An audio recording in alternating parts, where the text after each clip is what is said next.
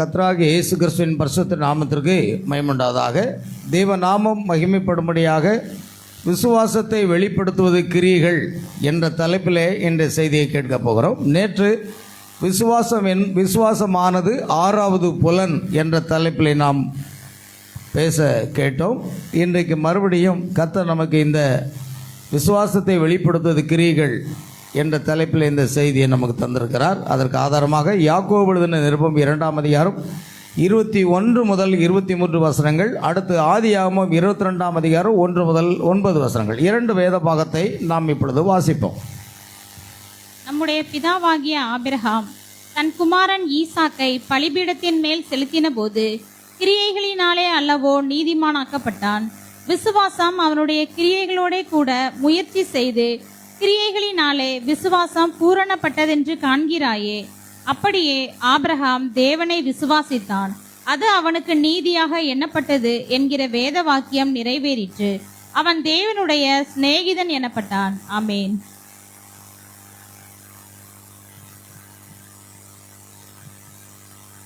இரண்டாவதாக ஆதியாகமம் 22:1 முதல் 9 வரை. இந்த காரியங்கள் நடந்த பின்பு தேவன் ஆபிரகாமை சோதித்தார். எப்படி எனில், அவர் அவனை நோக்கி, ஆபிரகாமே என்றார். அவன் இதோ அடியேன் என்றான். அப்பொழுது அவர், உன் புத்திரனும் உன் ஏகசுதனும் உன் நேசகுமாரனுமாகிய ஈசாக்கை நீ இப்பொழுது அழைத்து கொண்டு மோரியா தேசத்துக்கு போய் அங்கே நான் உனக்கு குறிக்கும் மலைகளில் ஒன்றின் மேல் அவனை தகவல் பலியாக இடு என்றார். ஆபிரகாம் அதிகாலையிலே எழுந்து தன் கழுதையின் மேல் சேணங்கட்டி தன் வேலைக்காரன்களில் 2 பேரையும் தன் குமாரனாகிய ஈசாக்கையும் கூட்டிக் கொண்டு தகன பலிக்கு கட்டைகளையும் பிளந்து கொண்டு தேவன் தனக்கு குறித்த இடத்திற்கு புறப்பட்டு போனான். 3ஆம் நாளில் ஆபிரகாம் தன் கண்களை ஏறெடுத்து பார்த்து தூரத்திலே அந்த இடத்தை கண்டான். அப்பொழுது ஆபிரகாம் தன் வேலைக்காரனை நோக்கி, நீங்கள் கழுதையை நிறுத்தி இங்கே காத்திருங்கள், நானும் பிள்ளையாண்டானும் அவ்விடம் மட்டும் போய் தொழுது கொண்டு உங்களிடத்துக்கு திரும்பி வருவோம் என்றான். ஆபிரகாம் தகனபலி கட்டையை எடுத்துக்கொண்டு தன் குமாரனாகிய ஈசாக்கின் மேல் வைத்து தன் கையில் நெருப்பையும் கத்தியையும் எடுத்துக்கொண்டான். இருவரும் கூடி போனார்கள். அப்பொழுது ஈசாக்கு தன் தகப்பனாகிய ஆபிரகாமை நோக்கி, என் தகப்பனே என்றான். அதற்கு அவன், என் மகனே, இதோ இருக்கிறேன் என்றான். அப்பொழுது அவன், இதோ நெருப்பும் கட்டையும் இருக்கிறது, தகனபலிக்கு ஆட்டுக்குட்டி எங்கே என்றான். அதற்கு ஆபிரகாம், என் மகனே, தேவன் தமக்கு தகனபலியான ஆட்டுக்குட்டியை பார்த்து கொள்வார் என்றான். அப்புறம் இருவரும் கூடி போய் தேவன் அவனுக்கு சொல்லியிருந்த இடத்திற்கு வந்தார்கள். அங்கே ஆபிரகாம் ஒரு பலிபீடத்தை உண்டாக்கி கட்டைகளை அடுக்கி தன் குமாரனாய ஈசாக்கை கட்டி அந்த பலிபீடத்தில் அடுக்கிய கட்டைகளின் மேல் அவனை கிடத்தினான். ஆமென்.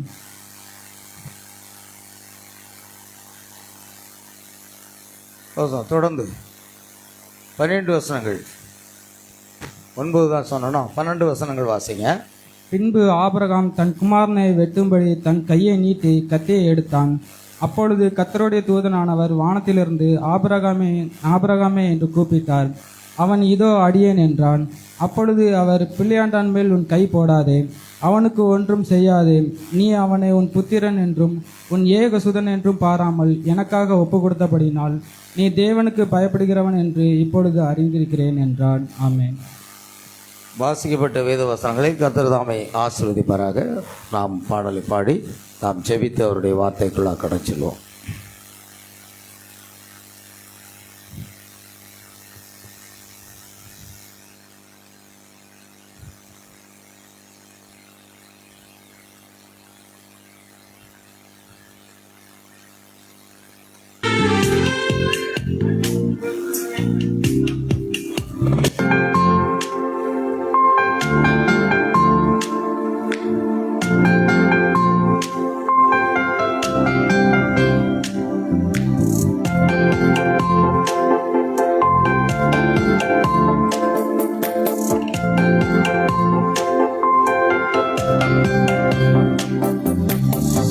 கொடுத்தாலும் அது ஈடாகி விடுமா? என்ன கொடுத்தாலும் அது ஈடாகி விடுமா? என் இயேசு அப்பா எனக்கு செய்த நன்மைக்கு, என் இயேசு அப்பா எனக்கு செய்த நன்மைக்கு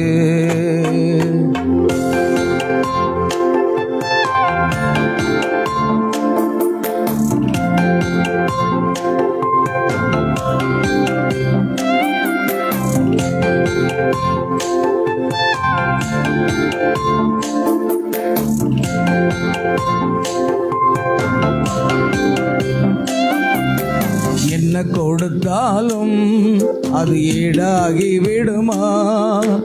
என்ன கொடுத்தாலும் அது ஈடாகி விடுமா? என் இயேசு அப்பா எனக்கு செய்த நன்மைக்கு, என் இயேசு அப்பா எனக்கு செய்த நன்மைக்கு துதிப்பேன், துதிப்பேன், நான் துதிப்பேன். இயேசு ராஜாவை துதிப்பேன், துதிப்பேன், துதிப்பேன், துதிப்பேன். என் இயேசு ராஜாவை துதிப்பேன். என்ன கொடுத்தாலும் அது ஈடாகி விடுமா? என்ன கொடுத்தாலும் அது ஈடாகி விடுமா? என் இயேசு அப்பா எனக்கு செய்த நன்மைக்கு, என் இயேசு அப்பா எனக்கு செய்த நன்மைக்கு.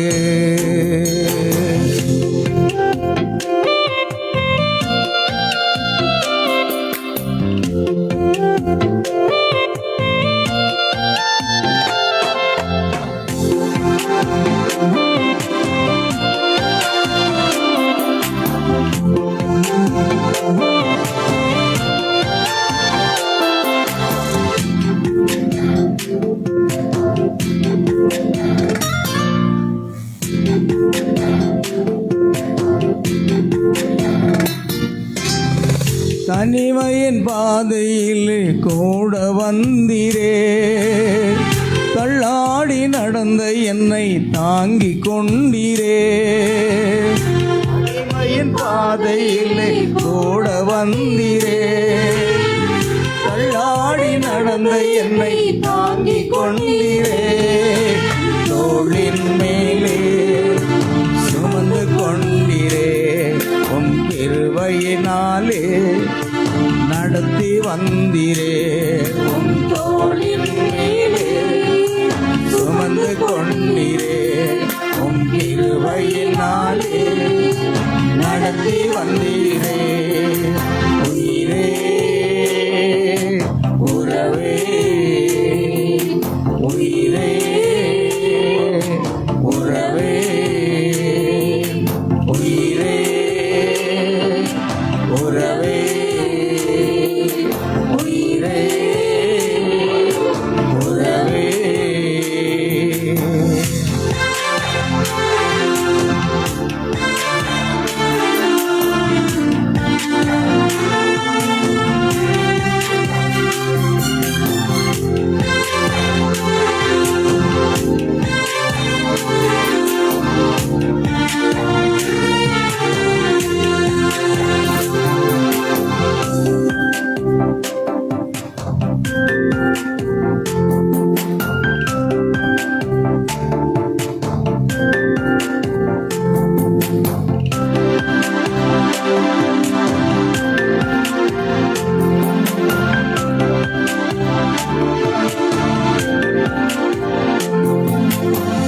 கலங்கின நேரங்களில் தேடி வந்தீரே, கண்ணீரை கணக்கிலே வைத்து கொண்டீரே.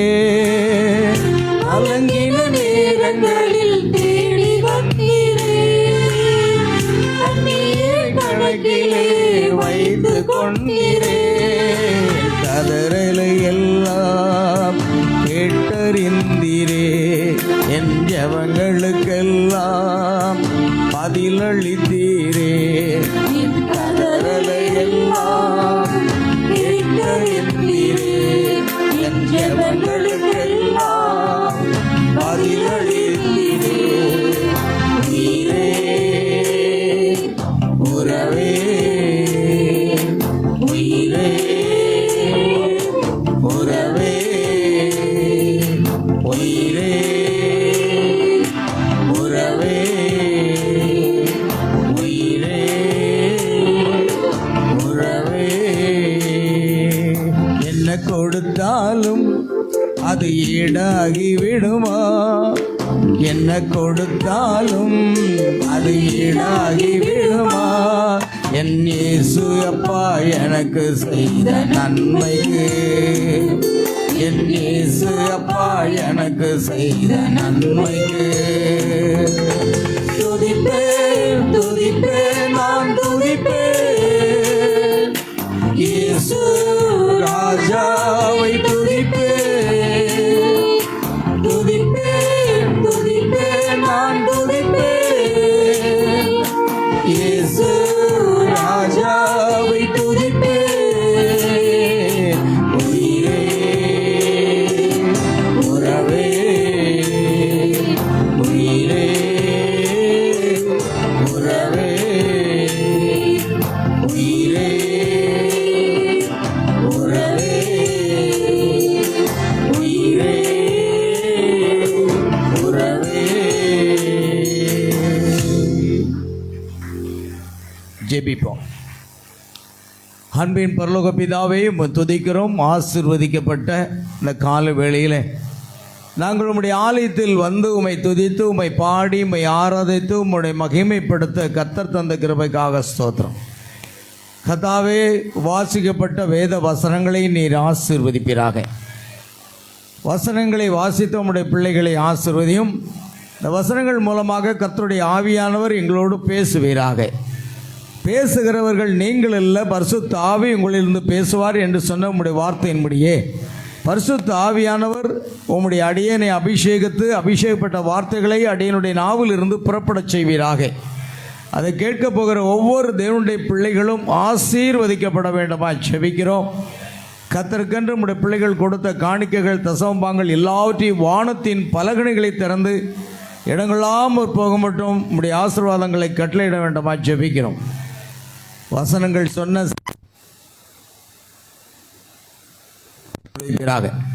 உடைய கரத்திலே தாழ்த்தி ஒப்பு கொடுக்கிறோம். சகல துதி கன மகிமை யாவற்றையும் உமக்கு செலுத்துகிறோம். கர்த்தராகிய இயேசு கிறிஸ்துவின் நாமத்தில் கேட்கிறோம் பிதாவே, ஆமென். உட்காரும்.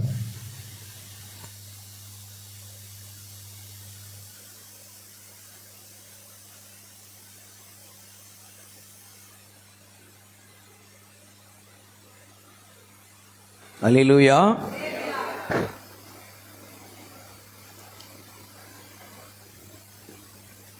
நேற்று விசுவாசம் என்பது ஆறாவது புலனாகும் என்ற தலைப்பிலே நாம் செய்தியை கேட்டோம். அந்த விசுவாசம் என்றால் என்ன, அதை எப்படி நாம் பெற்றுக்கொள்வது, அது எப்படி செயல்படுகிறது என்பதெல்லாம் குறித்து நாம் ஆராய்ந்து பார்த்தோம். இந்த விசுவாசம் என்பது நாம் எப்படி வெளிப்படுத்துவது, நாம் விசுவாசத்தை பெற்றிருக்கிறோம் என்று நாம் சொன்னாலும் அதை நாம் எப்படி வெளிப்படுத்துவது, அதை குறித்து தான் நாம் பார்க்க போகிறோம். விசுவாசத்தை வெளிப்படுத்துவது கிரியைகள், ஒர்க்ஸ் இஸ் ஃபெய்த் எக்ஸ்பிரஸ்டு. அதற்கு ஆதாரமாக யாக்கோபு நிருபத்தையும் ஆதியாகமத்தின் புஸ்தகத்தையும் வாசித்தோம். இப்போ யாக்கோபு 2ஆம் அதிகாரத்தில் நம்முடைய பிதாவாகிய ஆபிரகாம் தன் குமாரன் ஈசாக்கை பலிபீடத்தின் மேல் செலுத்தின போது கிரியைகளினாலே அல்லவோ நீதிமானாக்கப்பட்டான். விசுவாசம் அவனுடைய கிரியைகளோடு கூட முயற்சி செய்து கிரியைகளினாலே விசுவாசம் என்ன செய்ததா, பூரணப்பட்டது என்பதை காண்கிறாய். விசுவாசம் என்பது கிரியைகளின் கூடாக சென்று அந்த விசுவாசம் பூரணமாக வெளிப்படுகிறது. இப்போ நாம் விசுவாசத்தை பெற்றிருக்கிறோம் என்றால் அந்த விசுவாசம் கிரியைகளினாலே வெளிப்படவில்லை என்றால் நம்மிடத்தில் என்ன இல்லை, விசுவாசம் என்பது இல்லை. விசுவாசத்தை வெளிப்படுத்துவது கிரியைகளாக இருக்கிறது.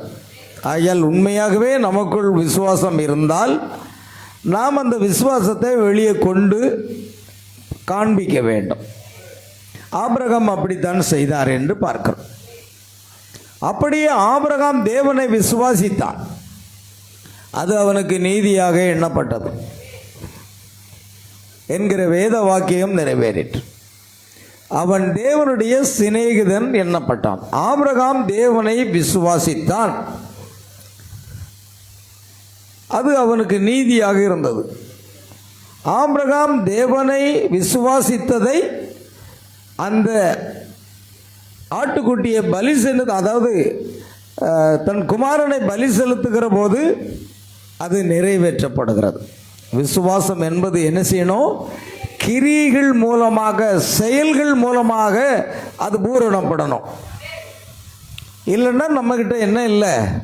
விசுவாசம் இல்லை என்று அர்த்தம். நாம் வெறுமனே சொல்லிக்கொள்ளலாம், மலைகளை பெயர்க்கத்தக்கதாக விசுவாசம் என்னிடத்தில் இருக்கிறது என்று கூட நீங்கள் சொல்லலாம். ஆமென். அல்லது எவ்வளவு பெரிய புற்றுநோயாக இருந்தாலும் என்னிடத்தில் இருக்கிற விசுவாசத்தை கொண்டு சுகமாக்க முடியும் என்று கூட நாம் சொல்லலாம். ஆனால் நாம் விசுவாசிப்பதும் நாம் அறிக்கையிடுவதும் செயல்பாட்டில் வரும்பொழுதுதான் அது பூரணப்படுகிறது. நல்ல கவனிங்க. உங்கள்கிட்ட விசுவாசம் இருக்குன்னா நீங்கள் அதை செயல்படுத்தி காட்டணும். விசுவாசத்தை செயல்படுத்தி காண்பிக்கவில்லை என்றால் அது பூரணப்படாது. அல்லேலூயா. கவனிங்க, இதே பாகத்தை தான் நாம் அங்கே வாசிக்கிறோம். ஆதியாகமம் 22:1 முதல் 12 வசனம். நான் 9 என்று குறிப்பிட்டிருக்கிறேன். 12 வசனம். இந்த காரியங்கள் எல்லாம் நடந்த பிற்பாடு தேவன் ஆபிரகாமை சோதித்தார். ஆமென். ஆபிரகாம் பெற்றிருந்த அந்த விசுவாசத்துக்கு அவனுக்கு என்ன வந்தது? சோதனை. சோதனை எல்லாருக்கும் வரணும். உங்களுக்கு சோதனை வேண்டுமா வேண்டாமா? சோதனை வந்தால் தான் நீங்கள் பொன்னாக மாற முடியும். யோபு சொல்லுகிறது போல, நான் சோதிக்கப்பட்ட பின் பொன்னாக விளங்குவேன். அப்படின்னா சோதனை என்பது வரணும். 1 பேதுரு 1:7 அழிந்து போகிற பொன் அக்கினினாலே சோதிக்கப்படுகிறது போல அதைவிட விலையேற பெற்றதாக இருக்கிற விசுவாசம் சோதிக்கப்பட வேண்டும். ஒரு பொன் தூய்மையான நல்ல பொன்னால் இருக்கிறதா என்று சோதித்து பார்ப்பதற்கு அக்கினியிலே போட்டு அதை என்ன செய்ய வேண்டும்? சுத்தியலால் அடிக்க வேண்டும். அப்பொழுது இது பளபளப்பாக மாறும். அதே போன்றுதான் நம்முடைய விசுவாசம் என்பது சோதிக்கப்பட வேண்டியது அவசியம். சோதனை எனக்கு வேண்டாம் என்று யாராவது சொல்வீர்களானால் நீங்கள் ஒரு விசுவாசி என்பதை நிரூபிக்க முடியாது, அல்லது பொன்னாக மாற முடியாது. பொன்னை காட்டிலும் விலையேறப்பட்டது என்னதுங்க? விசுவாசம். நாம் நேற்று பார்த்தோம், ஆவிக்குரிய 9 வரங்கள் நான் பெற்றுக்கொள்வதை விட விசுவாசம் என்பதை பெற்றுக்கொள்ள நான் வாஞ்சிக்கிறேன் என்று நீங்கள் அதை ஒப்புக்கொண்டீர்கள். ஏன்னா ஆவிக்குரிய 9 வரங்களும் நமக்கு இருந்தாலும் வரங்களை கொண்டு நாம் எல்லாமே செய்யலாம். ஆனால் அந்த 9 வரங்களை காட்டிலும் மேலானது விசுவாசம். விசுவாசம் இருந்தால் எல்லாம் செய்ய முடியும். அந்த வரங்கள் என்றால் அது குணமாக்கும் வரம் என்றால் குணமாக்க மட்டும் முடியும். பற்பல பாசைகளை பேசக்கூடிய வரமாக இருந்தால் அதை மாத்திரம் செய்ய முடியும். இப்படி அந்த 9 வரங்கள் என்னென்ன செயல்பாடோ அதுதான் செய்ய முடியும். ஆனால் விசுவாசம் இருந்தால் உலகத்தையே ஜெயிக்கலாம். நம்முடைய விசுவாசமே உலகத்தை ஜெயிக்கிற ஜெயம். அப்போ விசுவாசம்தான் நமக்கு தேவை தவிர வரங்கள் தேவை. ஏன்னா பைபிளில் பவுல் சொல்றாரு, அன்பை நாடுங்கள், ஞான வரங்களை விரும்புங்கள் சொல்றார். ஞான வரங்கள் தேவை. ஆனால் வரங்கள் அவிசுவாசிகளுக்கும் கிடைக்கிறது, மனம் திரும்பாதவங்களுக்கும் கிடைக்கிறது. ஆனால் விசுவாசம் என்பது ஒரு விசுவாசிக்கு மட்டுமே உரியதாக இருக்கிறது.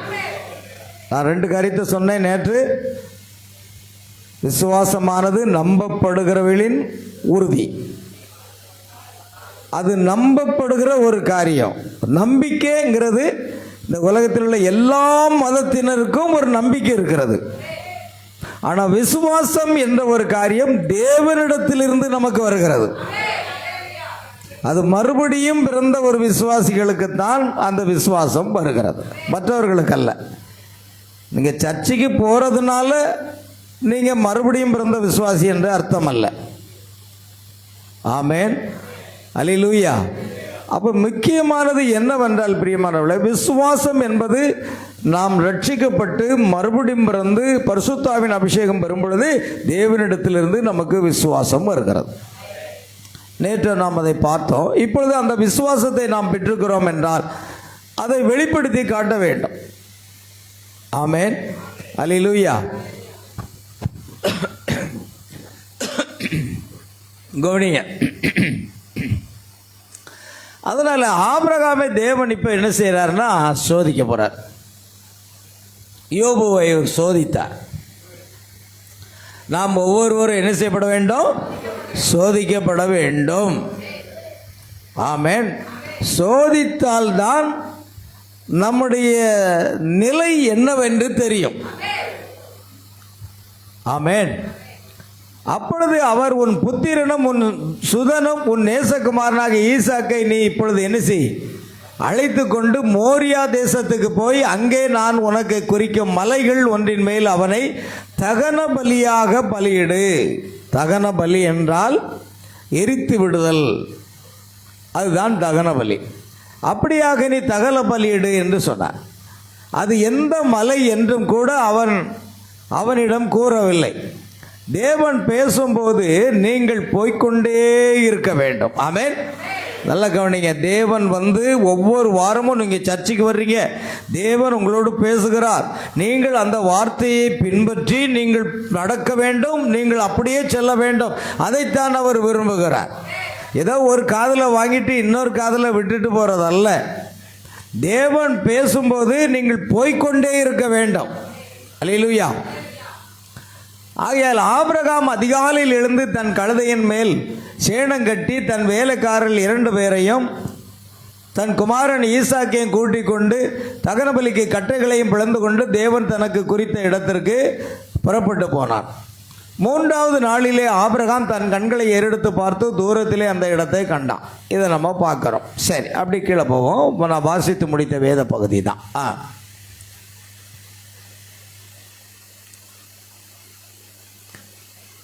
சரி.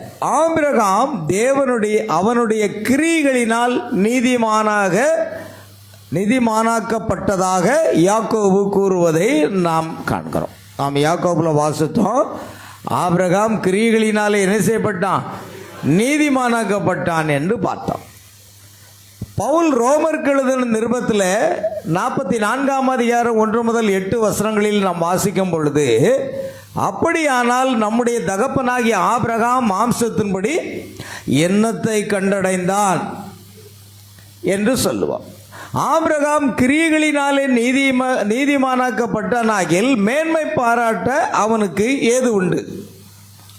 ஆகிலும் தேவனுக்கு முன்பாக மேன்மை பாராட்ட ஏதும் இல்லை. வேத வாக்கியம் என்ன சொல்லுகிறது?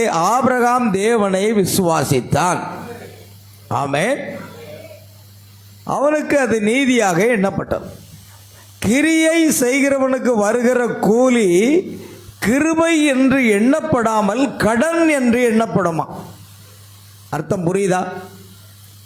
கிரியை செய்கிற ஒரு நபர் கிரியை செய்கிறான் என்று வைத்துக் கொள்ளுங்கள். இல்லைன்னா செயல்படுகிறான், பிறருக்கு உதவி செய்கிறான், அல்ல தேவனுக்குடைய ஊழியங்களை செய்கிறான். எதையாவது ஒன்றை செய்யும் பொழுது அது கூலி என்று சொல்லப்படாமல் அது கடன் என்று சொல்லப்படும். அதாவது கடமை. அது திரும்ப கடனாக இருக்கிறோம். ஒருவரிடத்தில் நம்ம எப்படி கடன் படுகிறோமோ அதே போன்று நம்முடைய கிரியைகள் என்பது அதுக்குரிய கூலியை பெறாமல் அது கடனாக நினைத்து திரும்ப செலுத்தப்படும். ஆமென். ரோமர் 4:1 முதல் 4 தேவன் ஆபிரகாமில் என்ன கண்டார் என்பதை பவுல் இங்கு குறிப்பிடுகிறார். இப்பொழுது நீங்கள் பாருங்கள் பிரியமானவர்களே, ஆதியாகமம் 15ஆம் அதிகாரம் 6வது வசனத்தை வாசிக்கும் பொழுது தேவன் ஆபிரகாமை வெளியே அழைத்து, நீ வானத்தை அண்ணாந்து பார், நட்சத்திரங்களை எண்ண உன்னாலே கூடுமானால் அவைகளை எண்ணு என்று சொல்லி, பின்பு அவனை நோக்கி உன் சந்ததி இவ்வளவாய் இருக்கும் என்றார். ஆமென். ஆபிரகாமுக்கு பிள்ளையே இல்லை. ஆமென். ஆனாலும் கர்த்தர் வானத்து என்ன சொல்றாரு, அவன் அழைத்து வானத்து நட்சத்திரங்களை எண்ண உன்னால் கூடுமானால் அவைகளை எண்ணிப்பார், இவ்வண்ணமாக உன் சந்ததி இருக்கும் என்று சொன்னதை ஆபிரகாம் கர்த்தரை விசுவாசித்தான். அதை அவர் அவனுக்கு நீதியாக எண்ணினார். பாருங்க,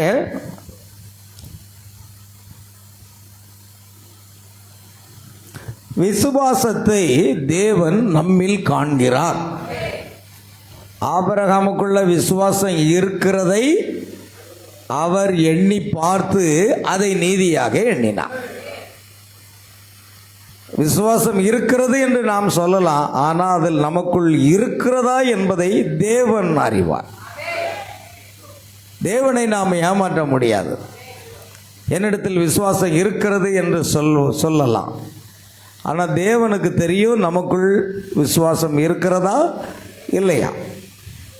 ஒரு முறை பவுல் அப்போஸ்தலன் ஒரு முடமான ஒரு நபரை பார்க்கிறான். அது எந்த வசனம் எனக்கு ஞாபகம் இல்லை. ஒரு முடமான நபரை பார்க்கும் பொழுது அவனை உற்று பார்த்து அவனிடத்தில் விசுவாசம், ரட்சிப்புக்கேற்ற விசுவாசம் இருக்கிறதை கண்டு, அது முக்கியம்.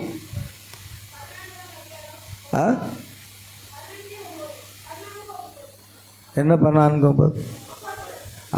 அப்போஸ்தலர் வாசிக்கலாம்.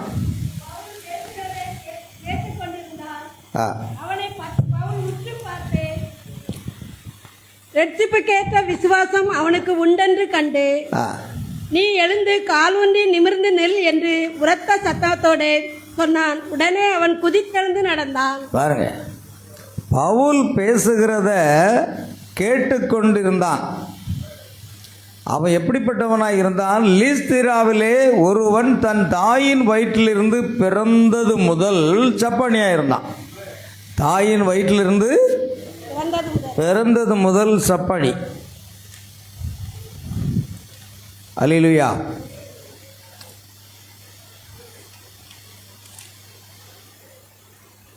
ஒருபோதும் நடவாமல் கால்கள் வழங்காதவனாக உட்கார்ந்தான். பவுல் பேசுகிறதை அவன் கேட்டுக்கொண்டிருந்தான். பாருங்க, விசுவாசம் எதனால் வருதுன்னு நாம் நேற்று பார்த்தோம். கேட்கிறதுனால, வார்த்தையை கேட்கிறதுனால, சத்தியத்தை கேட்கிறதுனால தான் வரும். விசுவாசம் தானாக வந்து விடாது, அது வார்த்தையை கேட்க கேட்க கேட்க வந்துக்கிட்டே இருக்கும். பவுல் பேசுகிறதை கேட்டுக்கொண்டிருந்தான். அவனை பவுல் உற்று பார்த்து ரட்சிப்புக்கேற்ற விசுவாசம் அவனுக்கு உண்டென்று கண்டு. பார்த்தீங்களா, பவுல் கண்டுபிடிச்சிட்டா. பரிசுத்தாவில் நிறைந்து அவனுக்குள்ள என்ன இருக்கு? ரட்சிப்புக்கேற்ற விசுவாசம் இருக்கிறது என்பதை அவன் கண்டுகொண்டான். ஆமென், அல்லேலூயா. அப்படி கண்டு நீ எழுந்து கால் ஊன்றி நிமிர்ந்து நெல் என்று உரத்த சத்தத்தோட சொன்னான். உடனே அவன் குதித்து எழுந்து நடந்தான். அல்லேலூயா. அப்போ கவனிங்க, உங்களுக்கு விசுவாசம் இருக்கா இல்லையாங்கிறத தேவன் அறிவார்.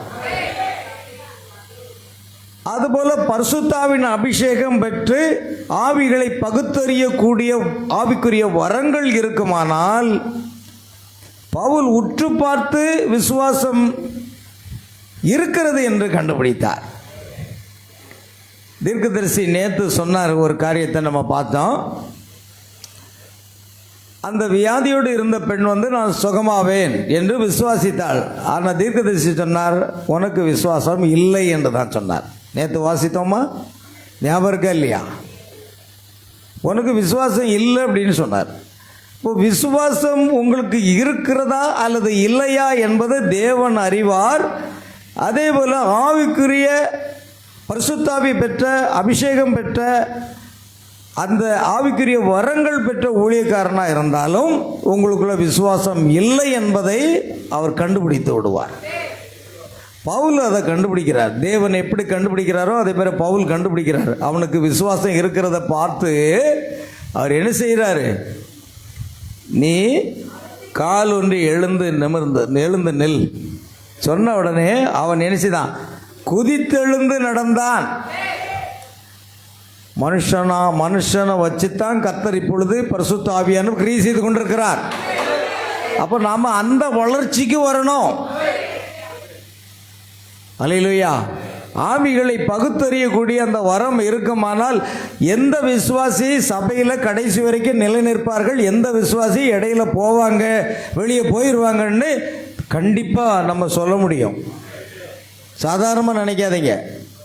விசுவாசியை போல பாவனை செய்யலாம், ஆனால் ஆவிக்குரிய வரங்கள் கர்த்தருடைய பிரதான கிருபையினாலே ஆவிகளை பகுத்தறியும் வரம் என்ற ஒரு வரம் இருக்கிறது. ஆவிக்குரிய 9 வரத்தில் ஆவிகளை பகுத்தறியும் வரம் இருக்கிறது. அந்த பகுத்தறிய வரமானது தீர்க்கதரிசிகிட்ட இருந்ததுனால ஒரு 5 நிமிடம் ஒரு நபரிடத்தில் நான் பேசுவேனானால் அவன் உள்ளத்தில் என்ன இருக்கிறது என்பதை நான் சொல்லிவிடுவேன் அப்படின்னு சொல்றார். ஆமென். அந்த 5 நிமிடத்துக்குள்ளாக உனக்குள் என்ன இருக்கிறது என்பதை தீர்க்கதரிசி அப்படியே சொல்லிடுவாராம். அது அந்த ஆவிக்குரிய ரீதியான வரம் நம்மிடத்தில் இருந்தால் நன்றாக இருக்கும் அல்லவா? எப்போ பெற போறீங்க? ஆவிக்குரிய வரங்களில் 9 வரங்களில் ஏதாவது ஒன்றாகிலும் இருக்கிறதா? ஏங்க நான் 20 வருஷம் சபைக்கு வரேன், கரெக்டு தாங்க. 9 வரத்தில் ஏதாவது ஒன்று இருக்கிறதா?